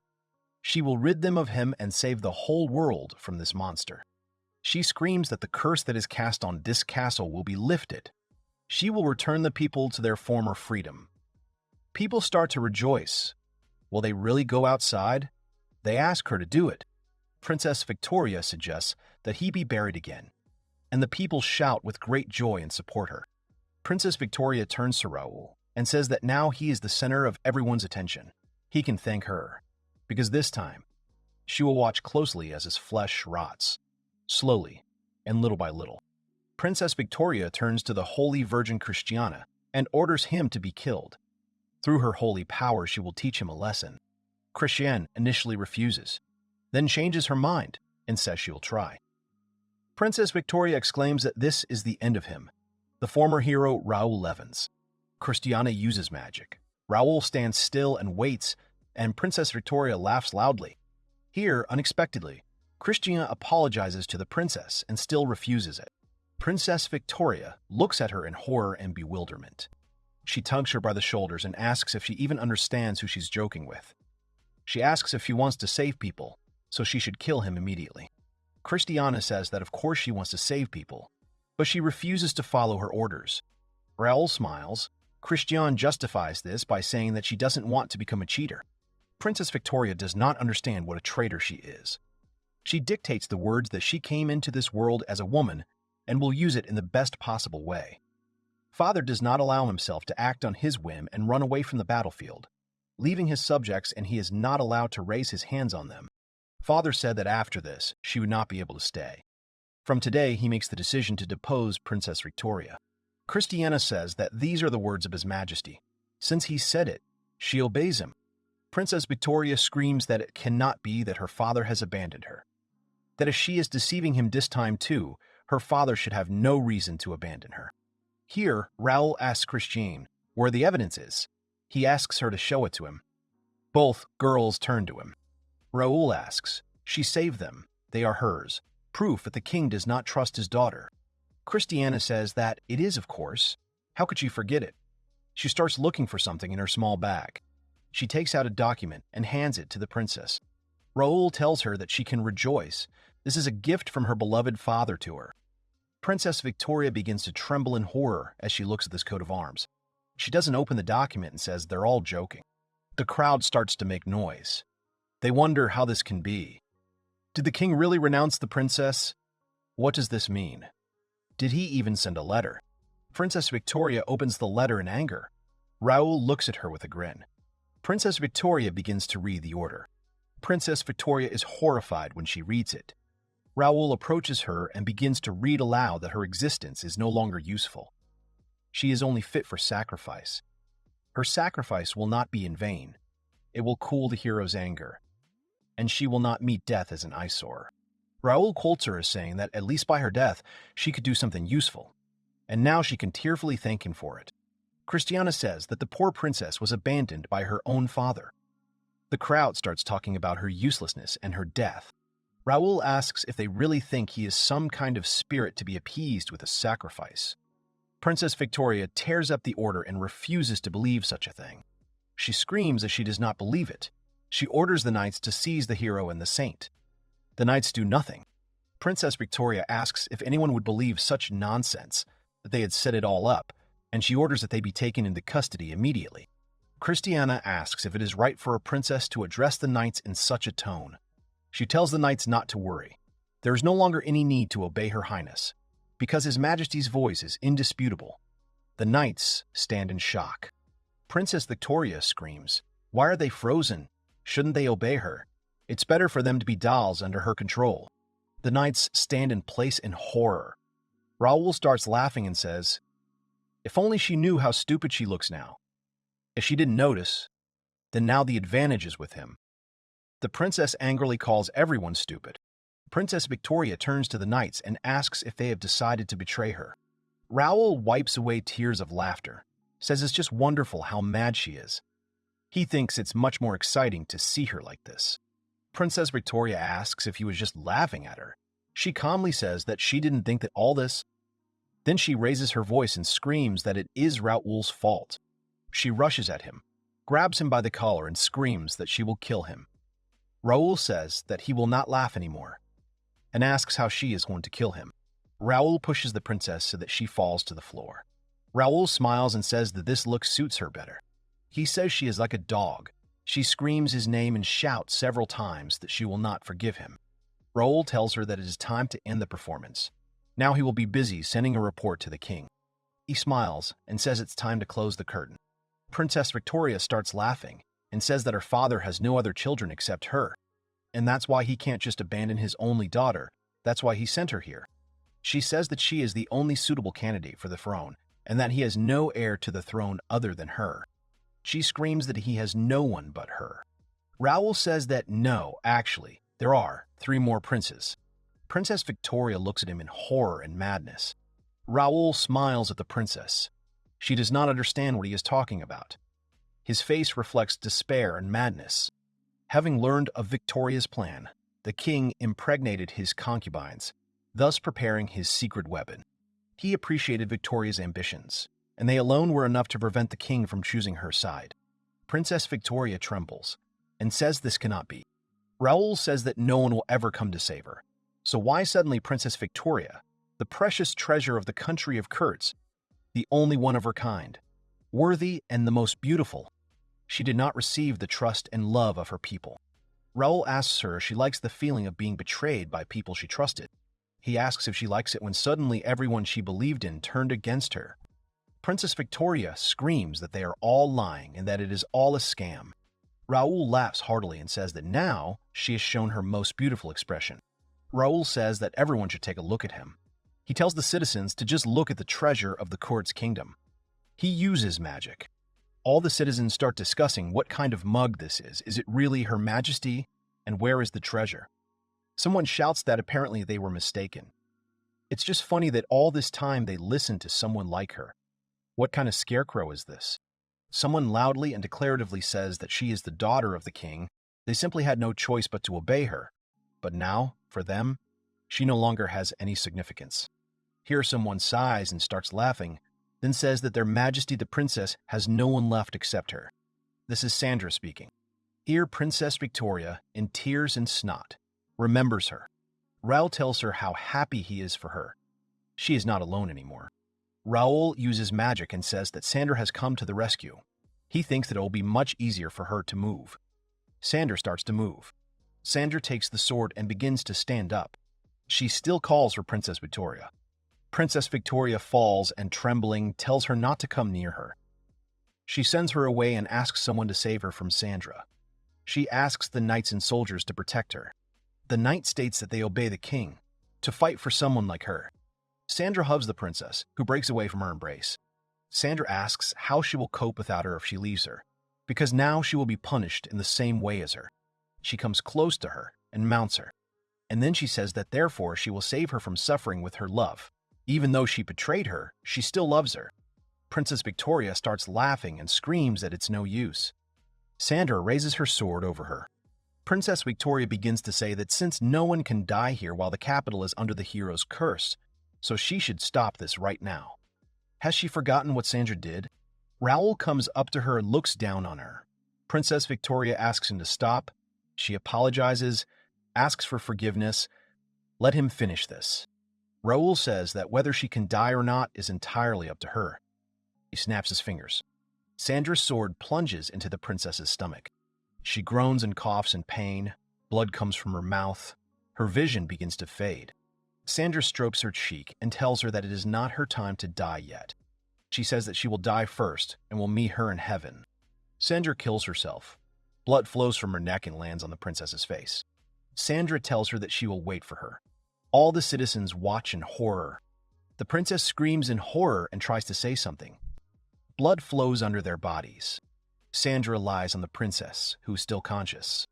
Raoul claps, smiles, and says that they put on a good show here. You can't take your eyes off it. He asks them how they feel about acting on stage, playing the lead role, and whether they had fun.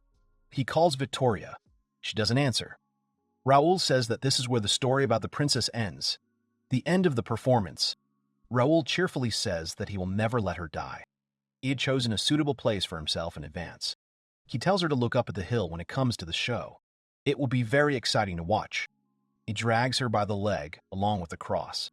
He says that here they are. He says with a laugh that he will never let her die. Princess Victoria continues to beg him.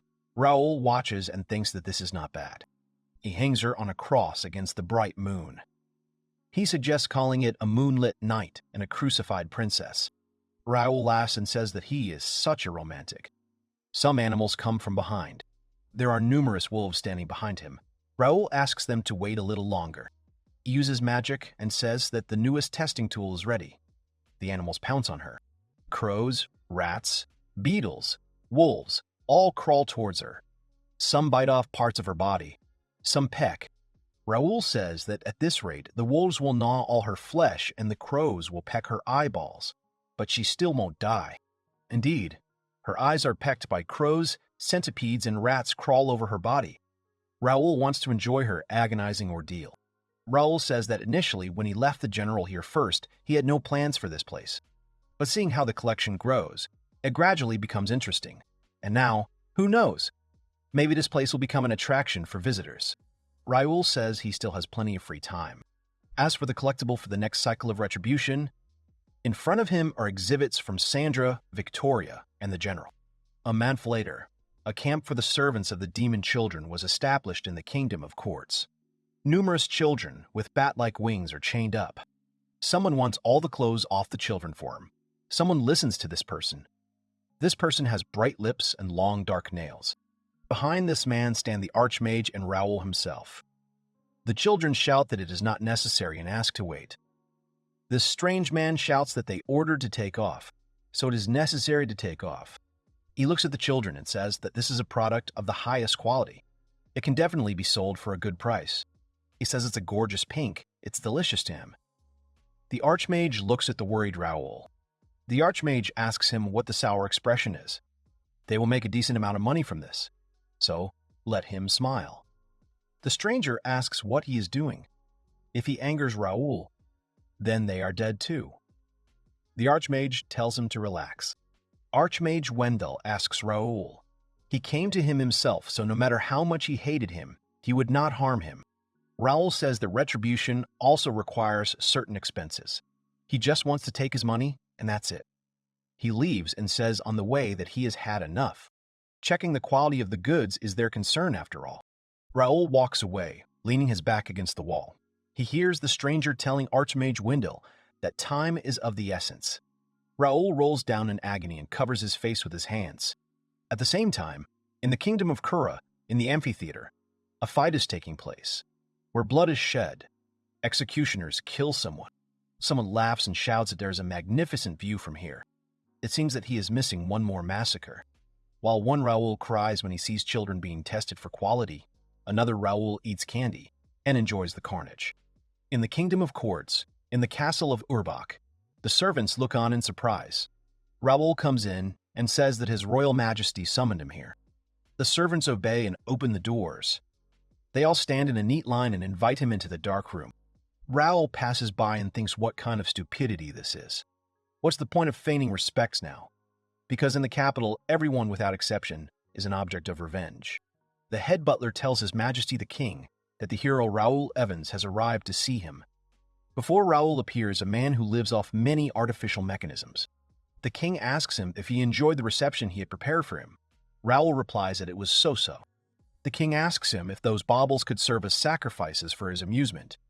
He replies that not really, because their killing was so unimpressive, until he himself began to direct. There was nothing to see. The highlight of the reception was the execution of General Elmsbraun, along with another 1,000 of those former heroes who had brutally burned down the village. The reception held in the amphitheater, thanks to him, was a great success. It's not that he hated them, but their execution. Raoul says that the culture in this country is too perverted to be so happy about an execution. The king replies that it is not as much as Raoul. He says that real evil is committing cruel crimes for your own pleasure. Does Raoul really think that he is the only one like that? Raoul asks him what he is getting at. The king says that he has received word that the one who calls himself a hero is hunting demons in the area around the border. Raoul asks what he is doing, since he is now having a great time in the capital itself. Does he really think it's him? The king says he's already found out he's a fake. He heard they only look alike. Raoul says that's interesting. Raoul thinks he's known all this for a long time.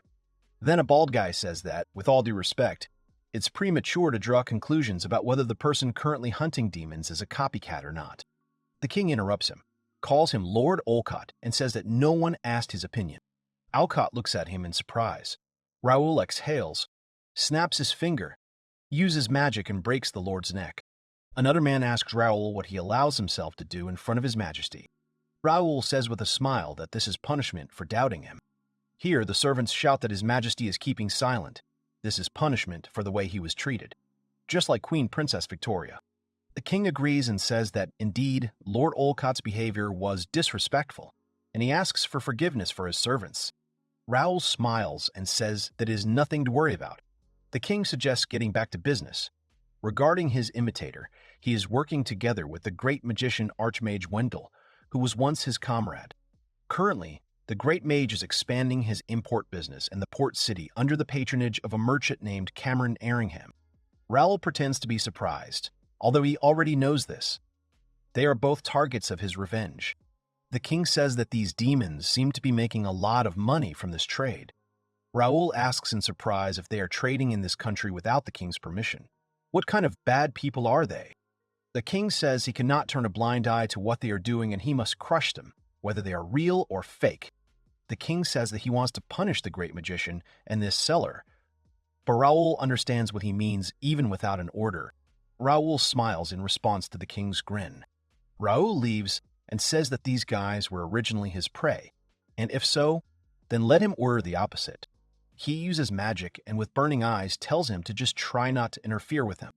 The king tenses. In the territory controlled by the Kingdom of Cords, in the demon lands of Horriba on the western borders of the port city of Terudo, trade is proceeding smoothly. Raoul looks back and looks with sad eyes at the little girls with wings who are crying behind bars. At the reception point, he sees adult guards kicking demons and saying that the tear-stained faces of the frightened innocent children are amazing. This merchant says that these tears are so tempting to lick off. One boy trembles in front of the guard. A man beats him with a stick. One of the demons asks them to stop. The merchant says, "How wonderful! Are they really brothers?" The man starts hitting him and saying that he's going to tear him apart. Raoul orders him not to overdo it. The merchant says that it's nothing, they're not expensive, so let him continue. And besides, they're kids. The children are lying there covered in bruises and blood. The merchant says that this is just right, because they don't look so good anyway. The children are crying. The merchant enjoys it and says what a glorious cry. One child is turned over. He has no wings. Raoul is tense from such a sight, he trembles. The merchant says that it is a delightful sight. Never gets boring. Raoul asks if Archmage Wendell has also participated this time. He replies that he did. He should have arrived at the observation room by now. But in fact, Archmage Wendell is not the target of his revenge. Raoul replies that he is. They both leave. The merchant says that this is great, because his entire security depends on him. Without him, he simply won't be able to trade. The merchant laughs and says, "Just think, a former hero and a great magician will trade demons. People will be shocked if they find out about it." Raoul walks as if he is not himself. as if this is Raoul from the past. Raoul tells the merchant that it is clear that it is rather stupid to live without getting dirty. Raoul sees something in his pocket and asks what it is. He takes this object out of his pocket and says that this is that girl's little finger. It's so tiny and cute. The merchant puts the finger in his mouth and says what a nightmare. Such an ugly little thing and such a beautiful finger. Later he will preserve it and decorate his bedroom with it. Raoul asks the merchant how crazy she is. She laughs. Raoul says he'll go to the restroom and catch up. At first he walks calmly. Then his steps increase and he is already running and breathing heavily in panic. He tells himself to calm down. He reaches the toilet and starts vomiting, tears streaming down his face. He wonders what he's doing. Suddenly, someone nearby asks if he's felt sick or if he feels any better. Raoul turns around and sees the real Raoul. The real Raoul smiles at him and greets him, calling him a copycat. Two Raouls in the toilet, one at the toilet. Raoul tells the impersonator that he has done a lot of harm by pretending to be him. He immediately takes out his dagger and tries to attack. Raoul stops him with his magic. The impersonator can't even speak. Raoul says he's doing even better than he expected. He's only similar in that he curses the whole world. He smiles and says what a pity only the transformation magic worked well. He asks if he understands the difference in their strength. Raoul lets him go and asks if he will tell him properly why he is pretending to be him. He breathes heavily and kneels. He bows and loudly asks him for forgiveness. He just wanted money. He sobs and says that he thought that by befriending Archmage Wendell and Alingam, he could make money, but they forced him to pretend to be a hero. He begs Raoul not to kill him. Raoul himself is completely shocked by this. He starts crawling to his boots and asks if he can lick his boots. He sticks out his tongue. He actually starts licking his boot and says what to expect from his boots. He says with a smile that it is incredibly delicious. Raoul starts laughing and asks, what has happened? What is he doing to his face? He again asks for forgiveness in a panic. Raoul says that he will not kill him. Not to worry, he is not a crazy butcher, killing everyone in a row out of revenge, but for the fact that he took his appearance without asking. He will pay. Raoul leans towards him and asks if he will lay all his cards on the table, who he wants to take revenge on. The impersonator asks what is being discussed. Raoul tells him that he doesn't really want money. The impersonator panics and asks what he's talking about. He's just a crook who has mastered the magic of copying. His goal is money. There's no talk of any hatred. Then Raoul uses magic and shuts him up so the impersonator can't speak again. Raoul says he doesn't want to hear his pathetic lies anymore. Raoul asks he wanted to meet him for his own revenge. The impersonator understands that he knows everything about him. The impersonator tries to tell him something but moans because of the magic. Raoul asks if he really wants to talk. He suggests they talk calmly over a cup of tea and releases him. They find themselves in a large place surrounded by eyeballs. The impersonator doesn't understand what this place is. Raoul tells him to sit down. The impersonator takes a cup of tea and wonders if this is magic too. Raoul says that he threw up recently, so he can clear his mouth. He drinks tea. Raoul asks if he will introduce himself again. With a snap of his fingers, the impersonator takes on his true form.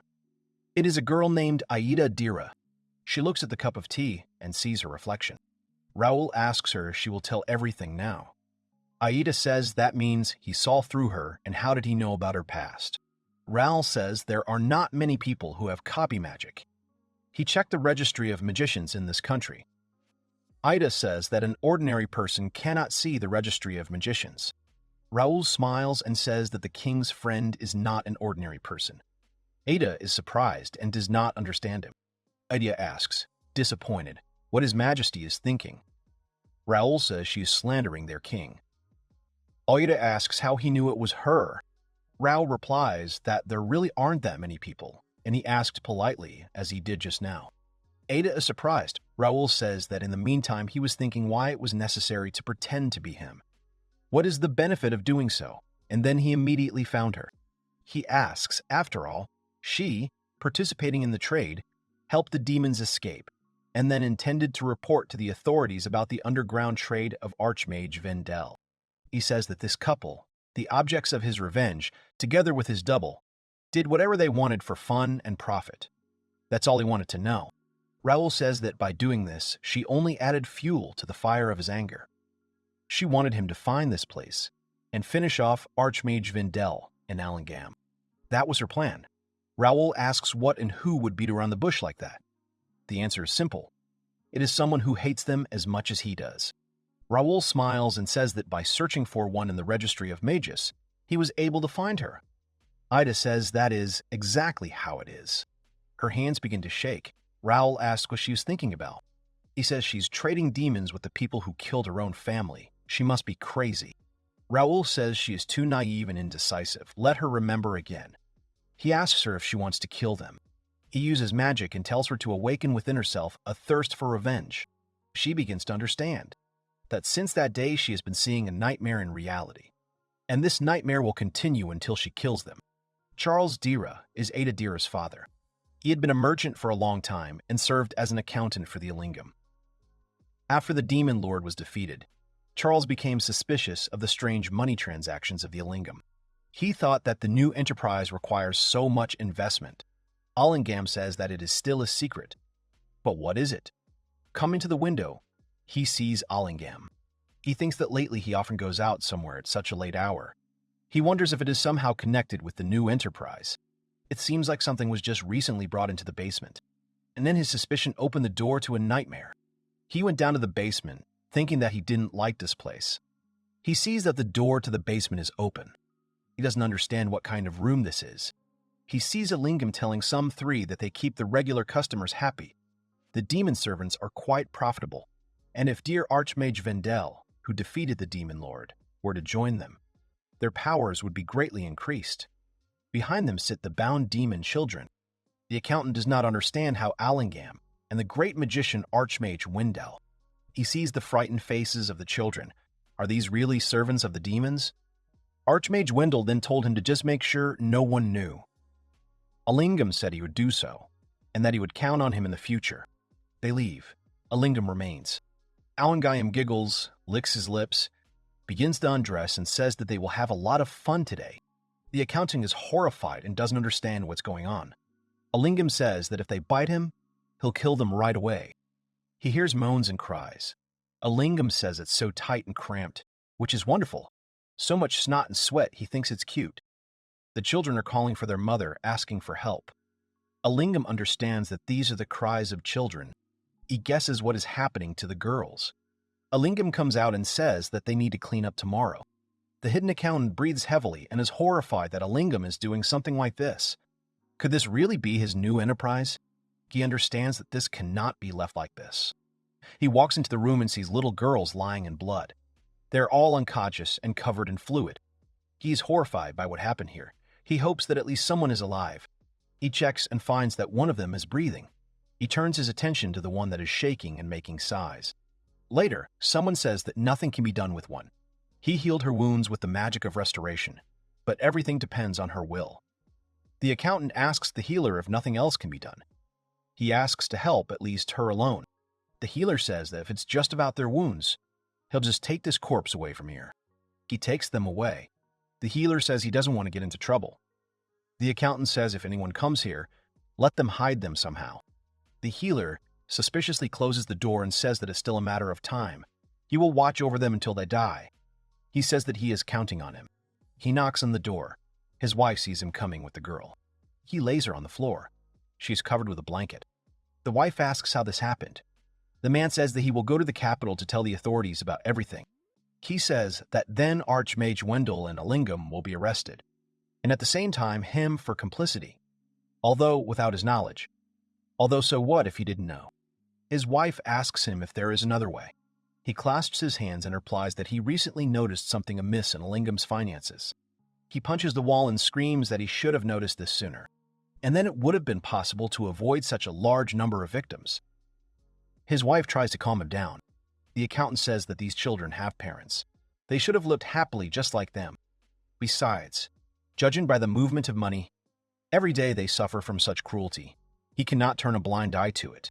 He asks his wife to tell him in the morning that he is sick. This should buy him time, and then let him take his daughters and leave here. Then the daughter comes down and asks if everything is okay. She heard something. She sees her dad and is happy. Father tells Ada that he is home. Only a stack of books fell. He apologizes for waking her. He tells his daughter that Dad has urgent work now, so he has to go. Ada says that it is night now. Ada tells him not to overwork himself and to come back soon. He smiles and promises to come back as soon as he can. He smiles and tells her to go to bed and wishes her sweet dreams. Ayla smiles and wishes him good night. Ada leaves. He tells his wife that it is time for him to go. His wife hugs him and asks him to be careful. He is riding a horse. He understands that tomorrow they will notice that someone is missing. By that time, he needs to arrive in the capital and tell everything, so as not to allow such casualties again. Then the arrow hits the horse. He loses his balance and falls. Here, some men say that they were told to find the one who took the goods. They say that he not only laid hands on the goods, but also killed him. They tie up the accountant. One says that Mr. Alingam is furious. They will bring him back. They were given orders to drag him along the ground alive. They tie him to a horse and suggest that they have some fun. The horse moves, and behind it on the ground is the accountant. The man asks with a grin if he will last until they get there. He drives all in blood and mentally asks Ada for forgiveness. He did not keep his promise. It's all over for him. He asks them to continue living. The morning after her father leaves, Ada wakes up to find her mother sitting by the door crying. She comes over and asks what happened. Idea looks up and sees the remains of her father. She woke up from the scream of her mother, who saw something that looked like her father. And on the box in which this something lay, it was written that this betrayal was punishable by death. The unfulfilled promise still remains in the girl's chest. And that's all she could say. Ada had so many different memories of her father, and before her eyes is only the spectacle that she had the chance to see that day. Ada, in hypnosis before Raoul, says that all of them were rewritten by memories of that day. Raoul claps his hands and says that this is a truly interesting story and that this is something that definitely needs to be avenged. Ada is surprised that he enjoys someone's revenge so much. She thinks he's just awful. Raoul tells her that revenge is something to be enjoyed. People often say that revenge is pointless. It will not bring anything. But this is an outright lie of those who have not yet experienced revenge. He simply says, in delight, that revenge brings unbridled joy and a tremblingly pleasant flutter of the heart in his chest. Ada says she only wants to avenge her family. They are not alike at all. Raoul says she has a rather dangerous way of thinking. Raoul asks her if she can carry out her revenge alone. He says that she will understand in due time. Ida doesn't answer. Raoul says with a hint that he, too, was racking his brain over revenge on Archmage Wendell and his friends. He says that there is a rule for his revenge, to pay tribute to what was done to him, his family, and his friends. But Archmage Wendell only deceived him, so he would like to ask for assistance. She asks again. Raoul answers that it is exactly so. Whether to accept this hand or not is her decision. He extends his hand to her. She hadn't even thought that things could turn out like this. But what kind of assistance was he talking about? What did he want her to do? Or maybe he already figured it all out? No. She thinks she needs to calm down. This is a chance she never dreamed of. Her goal is to avenge her family. If she can accomplish it, she doesn't care about the consequences. She extends her hand and shakes Raoul's hand, and he smiles in turn. And then he says, that means it's decided. He lifts her up. Raoul says that now for a while they will become partners. They will be friends with Ada. She only becomes more tense. Raoul asks her to be cheerful and smile. She says that she will refrain from that. Ada asks what is required of her assistance. All she can do is transformation magic. Raoul tells her that she doesn't have to worry about that. Alingam is out of the game, so they will most likely have to fight Archmage Wendell one-on-one. She speaks with apprehension that this Archmage Wendell must be too strong. According to rumors, his magical powers are limitless. She asks that he was in the hero squad that defeated the Demon Lord himself, and therefore he should know best what he is capable of. Raoul says that he even feels sorry for the Demon Lord who is defeated by such types, and indeed, he knows Archmage Bendel well as his weak points. He asks if she knows that he is very weak mentally, and besides, he is a show-off, for whom other people's opinions are everything, and it is easy to break such people. It is enough to arrange a psychological attack on him. Ada doesn't understand and asks how to arrange a psychological attack. He waves his hand and approaches her. He leans closer to her, causing Ada's heart to beat faster. He plunges the sword into her and says that this is how it is. She is horrified. Her eyes gradually close. She does not understand what is happening. It is she. The hero killed her. But then why is she standing here? She looks at her hands and realizes that she is back in the toilet, but in the form of Raoul. She screams what's going on. Her body is in front of her. The impersonator wonders if he is using transformation magic again, but the magic has completely dissipated in the other dimension, but her body is now lying right before his eyes. The impersonator wonders what is going on and why he is in Raoul's body. The real Raoul, who is inside her, asks if she was able to figure out what happened. The impersonator screams. Raoul inside says, maybe she will stop making girlish screams while in his body. It's just disgusting. She is horrified by the voice in her head. Raoul tells her that it is natural. She is also in this body. She asks if he stabbed her to cast dark magic. He confirms it. She asks if he could have warned her in advance. She thought she was going to die. Raoul tells her that, to be more precise, her soul is temporarily in his body. Her real body is just sleeping. Raoul tells her not to worry. He picks her up and carefully places her body on the toilet floor. She asks how this is related to the psychological attack. He replies that perhaps she is part of it. She just lacks the strength to carry out her revenge. He says that, so he will borrow her power to take revenge on them. She can use this body as she wishes. She realizes that she can use Raoul's hero layer. It turns out that she has nothing to fear anymore. She begins to think that Raoul is not the kind of person who would do something like this out of good intentions. She asks awkwardly if he really wants to watch this in exchange for this. He replies that of course he does. He's not asking for anything so impossible. He is also in this body. If she needs some advice, she can turn to him, but she will take revenge at her own discretion. She says she thought he would ask for something more unimaginable. Even if he did, she had no intention of backing down from the start. Raoul asks her if she understood everything. She nods. Raoul calls her a good girl. She asks how she should use magic, and he replies they will learn it in practice. He tells her to point her hand at the toilet door first. She obeys. Raoul says that her body will stay here for a while. Raoul thinks to himself that so far everything is going as he planned. He tells her that although she thinks she can freely use his body, the body swap is happening on his initiative, so she shouldn't be scared if they suddenly switch. She asks what that means.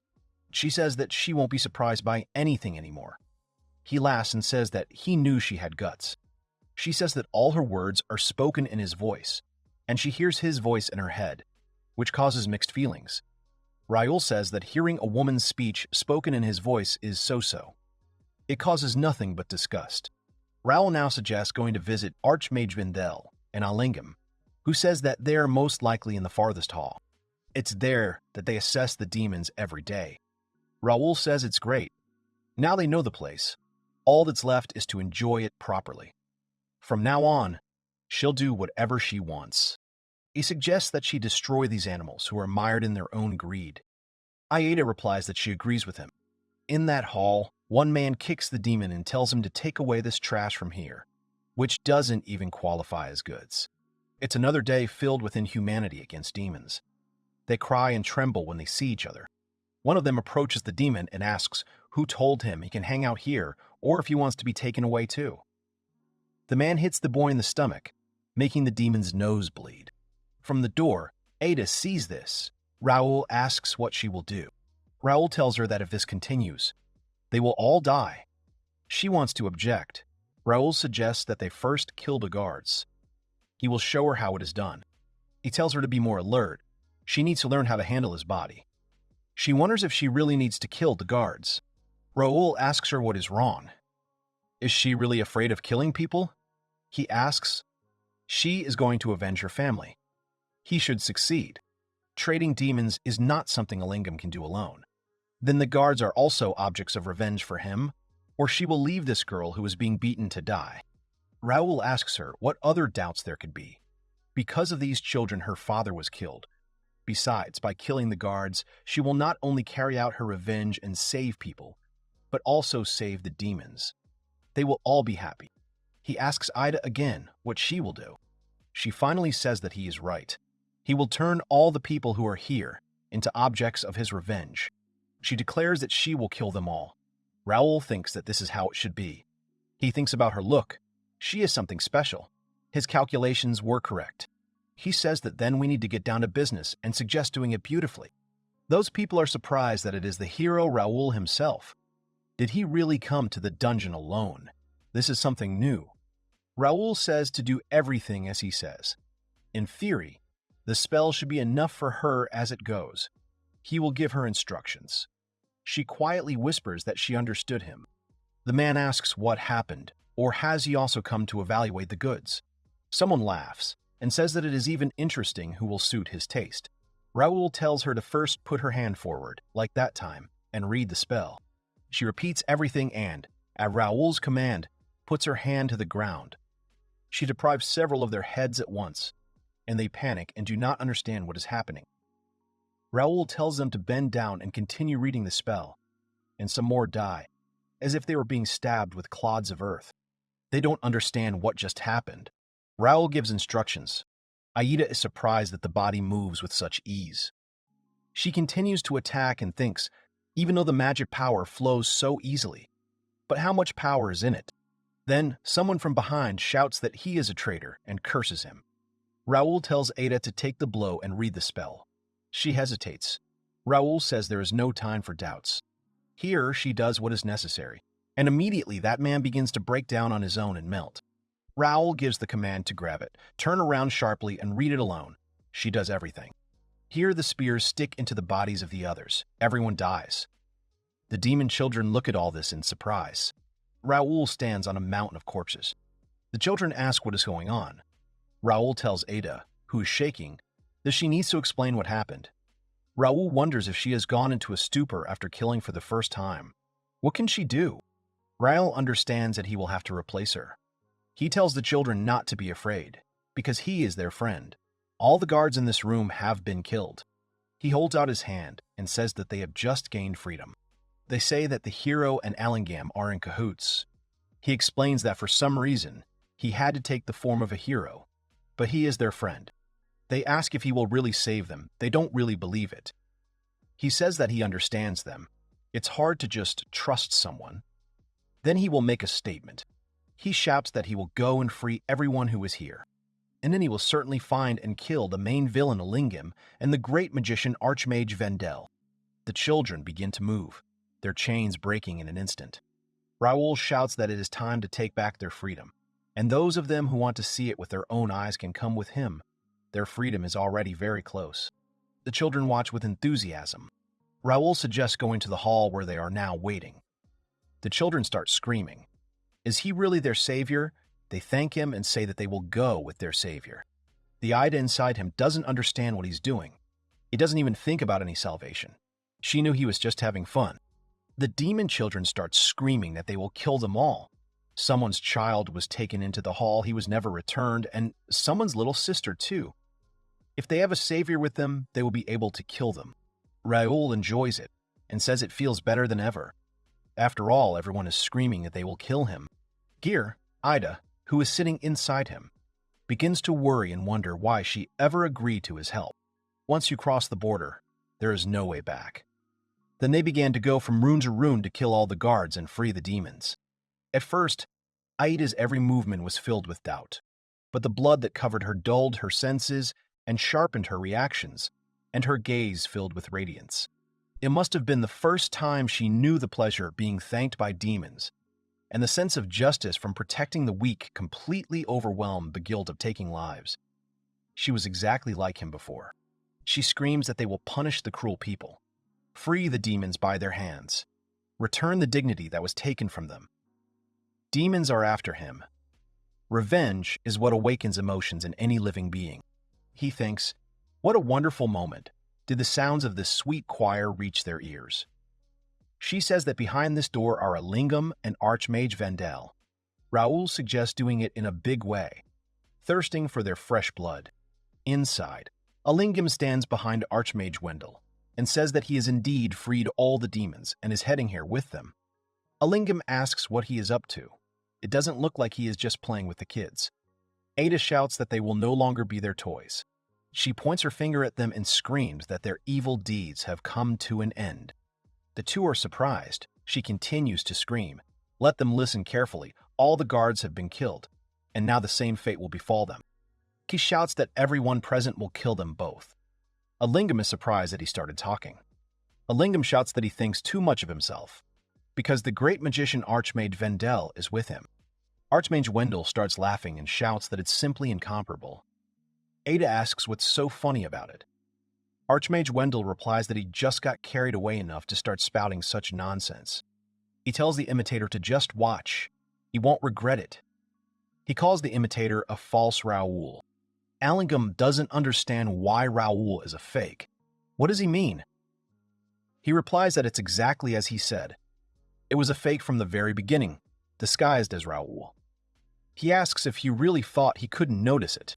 Allingham asks why he didn't tell him before, because this is something that needs to be said.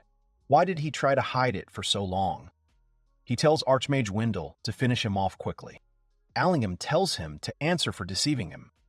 Archmage Wendell says he understands him, but he shouldn't yell. He'll deal with this guy in a jiffy, because he's not the real Raoul. Kiraida uses magic, so everything starts to explode. Archmage Wendell looks at him in surprise. Allingham fell to his knees in horror and covered himself. Archmage Wendell says that he simply cannot have so much magical power. It's almost like a real hero. Raoul smiles and says that he is the real hero. He spreads his arms as if he wants to hug her, and says that they haven't seen each other for a long time, so he came to say hello. Archmage Wendell says, is he really the real Raoul? It can't be. Raoul asks, how can it not be? In the capital they have known for a long time that he goes and seeks revenge. This means the next person he goes to must be the one he knows best. Archmage Wendell tenses up. Raoul smiles and says that after all, they are best friends. Raoul invites us to talk about times long gone. This is a touching story about a village boy who wanted to be a hero, and how he met his best friend, to whom he opened his heart and soul. The little boy Raoul was beaten and asked if he really wanted to become a hero. What an impudent country bumpkin. Let him not think that he was somehow special if General Brown liked him. Here someone scares the boys with magic. They turn around and ask what it is. In the background, another boy says that he is guilty. He decided to practice magic. It's Archmage Wendell who comes up and asks. This is a training hall. They themselves won't be training. The two boys run away. Archmage Wendell asks Raoul if he is okay. He looked and thanked for the help. Archmage Wendell clarifies his name. He extends his hand, introduces himself, and asks if he minds that they can be friends. Raoul wanted to answer something, but then Archmage Wendell's stomach growled. They laugh. Archmage Wendell says that there is a good canteen in the shopping district. He was just going there. If he wants, he can go with him. He shakes his hand and agrees. After that, he and Archmage Wendell became something like leaders of their peers. Archmage Wendell gave the two offenders the money they had agreed on. They angrily said that it was easy. Let him come at any time. When they grew up, they officially joined the Demon Lord's counter-terror squad and set out on a long journey as partners. The older sister sees Raoul and is glad that he has come. Raoul says that they were passing nearby, so he decided to come in. She asks how he is feeling. He must be tired. He can rest properly. She also tells Christiana and Archmage Wendell to pass. Archmage Wendell immediately compliments her. Christiana apologizes for the intrusion. The sister prepares many dishes. Archmage Wendell enjoys it and says that such delicious food cannot be found in the whole kingdom.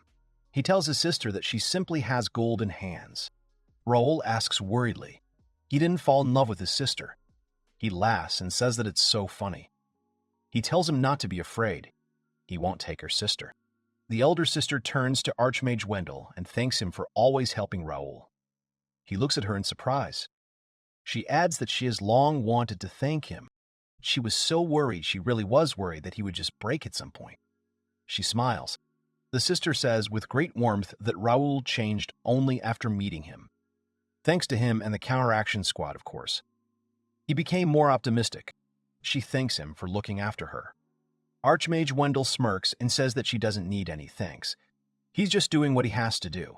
He smiles broadly and says that she can trust Raoul to him. He will definitely protect Raoul, even at the cost of his own life. The sister giggles and says that sounds quite encouraging. She wanted to meet him so much because in his letters he writes only about him. He asks in surprise if this is true. The sister tells him that there should be no at the cost of his life. For her, Archmage Wendell is just as dear. She asks him to promise her that they will definitely return safe and sound. He replies that after they defeat the demon, he will come to her again for dinner. She says that she will wait for their achievements. Archmage Wendell looks at her body. He says that he will definitely be able to come back. As their journey continued and their relationship grew stronger, Christiana asked them if they were going to go to the Goblin King's stronghold first. But that had nothing to do with their party. She says they must go to the castle as soon as possible. Raoul shouts that they have taken over this village and have been treating the locals like servants for a long time. Archmage Wendell shouts that they cannot abandon people in trouble. They shout that they must save all the people. The people thank them, saying that they would finally be able to live without fear of monsters. Christiana turns to them and says that their journey has been too long. She has already asked the kingdom for support. She offers to leave these demon squads to them. Raoul shouted that they must save them as soon as possible. Archmage Wendell agreed and said that they should save those near them first. However, while they were dealing with those they met, the demon troops attacked other cities, causing massive damage.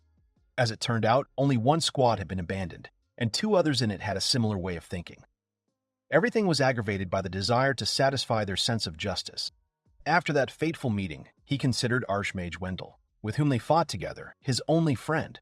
He could not even imagine that all this was set up. Raoul, in front of the fire late at night, said that they would finally set out for the demon's castle tomorrow. Archmage Wendell asks him what is wrong. Is he really afraid? Let him not be afraid, because the great magician himself is with him. Raoul says he just suddenly remembered the past. He wondered if all was well with those young soldiers. Archmage Wendell asked if he was talking about those slums. He asks if he really liked them that much. He replies that they are like younger brothers to him. How could he leave them? Besides, his sister's child might be like them when it grows up, he thought. Archmage Wendell asks if Clea is really giving birth next month. Raoul says that's true. His sister got married, and he had an older brother, and then a nephew or niece would appear. It was all like a dream for him. He says that this is how he will have an addition to the family, because he always thought that there was no one else except him and his sister. Archmage Wendell pokes him in the shoulder and asks what he's saying. He winks at him and says that they are like one family. Raoul smiles with affection. Archmage Wendell says that there is no need to sob. He hugs him and says that they will definitely defeat the demon lord with their own hands. Raoul agrees with him. He now understands that if he is a fool, it will be taken away from him. If he is kind, he will be used. Late at night, Raoul asks him if Archmage Wendell is not going to sleep. He awkwardly replies that he must have been very worried about something. He throws some into the fire and burns it. Archmage Wendell looks on and says that the day has finally come. Tomorrow they will fulfill their squad's mission. After their campaign, Raoul separated from them and immediately headed to the village of Magol. He said that he wanted to meet and talk. He wanted to give an award. How many letters came from the princess? But he left, leaving them unanswered. Raoul remembered the boy's words to come and play with them after he had taught the demon a lesson. He returned to the village to keep the promise he had given to Magol's children. What a fool he was. When he returned and looked at the corpses of the villagers, Archmage Wendell was sitting in a tree watching him. He looked at them with a smile and suggested to start. Raoul looks and says that everything is the same here as in the villages where the demons visited, but they defeated the demon lord. He does not understand who could have done this. Then the knights come up to him. He is still talking about how this could happen. Was he really mistaken about something all this time? Sandra orders the knights to seize the hero. They all hold him. The hero does not understand what is going on. Behind him, he sees Archmage Wendell. He wants to ask why he's just standing there. Archmage Wendell smiles and thinks that he has a great face. Here, Sandra uses magic on Archmage Wendell. He pretends to be in pain. Raoul asks Sandra if she didn't come to help. Why is she doing this? The counteraction squad was just the beginning. The real fun is about to begin. Sandra says that she has searched for Raoul. She asks what kind of ignorance it is not to answer the call of Her Highness. He demands to answer his question first. He asks on what grounds she is detaining them. Sandra sighs and says that it is their doing. The general stands behind her. Raoul doesn't understand what's going on at all. Sandra talks about the massacre of all the villagers. Only a person with enormous magical powers could commit such a crime in such a short time. Raoul asks if she really thinks they could do something like that. Here he sees little children who are crying and telling the hero that they are scared. Sandra says they just took custody of these children. If he continues to resist, these children will die. Raoul wonders why they are doing this to the children. Is all this really? He guesses that they themselves set it all up. Archmage Wendell ostentatiously shouts that they control children with magic. He says how vile it is. The general calms him down. Raoul starts to struggle. Sandra tells him not to move. Raoul doesn't understand what to do. Archmage Wendell stifles a laugh so long that tears begin to flow. He tells himself to hold on. Sandra demands to give up her sword. Raoul keeps thinking about what to do. Archmage Wendell shouts to Raoul that he will think of something to do with the children. Let him run away and leave him. Raoul shouts that he will never back down. He says that the powers of the great mage cannot be sealed so easily.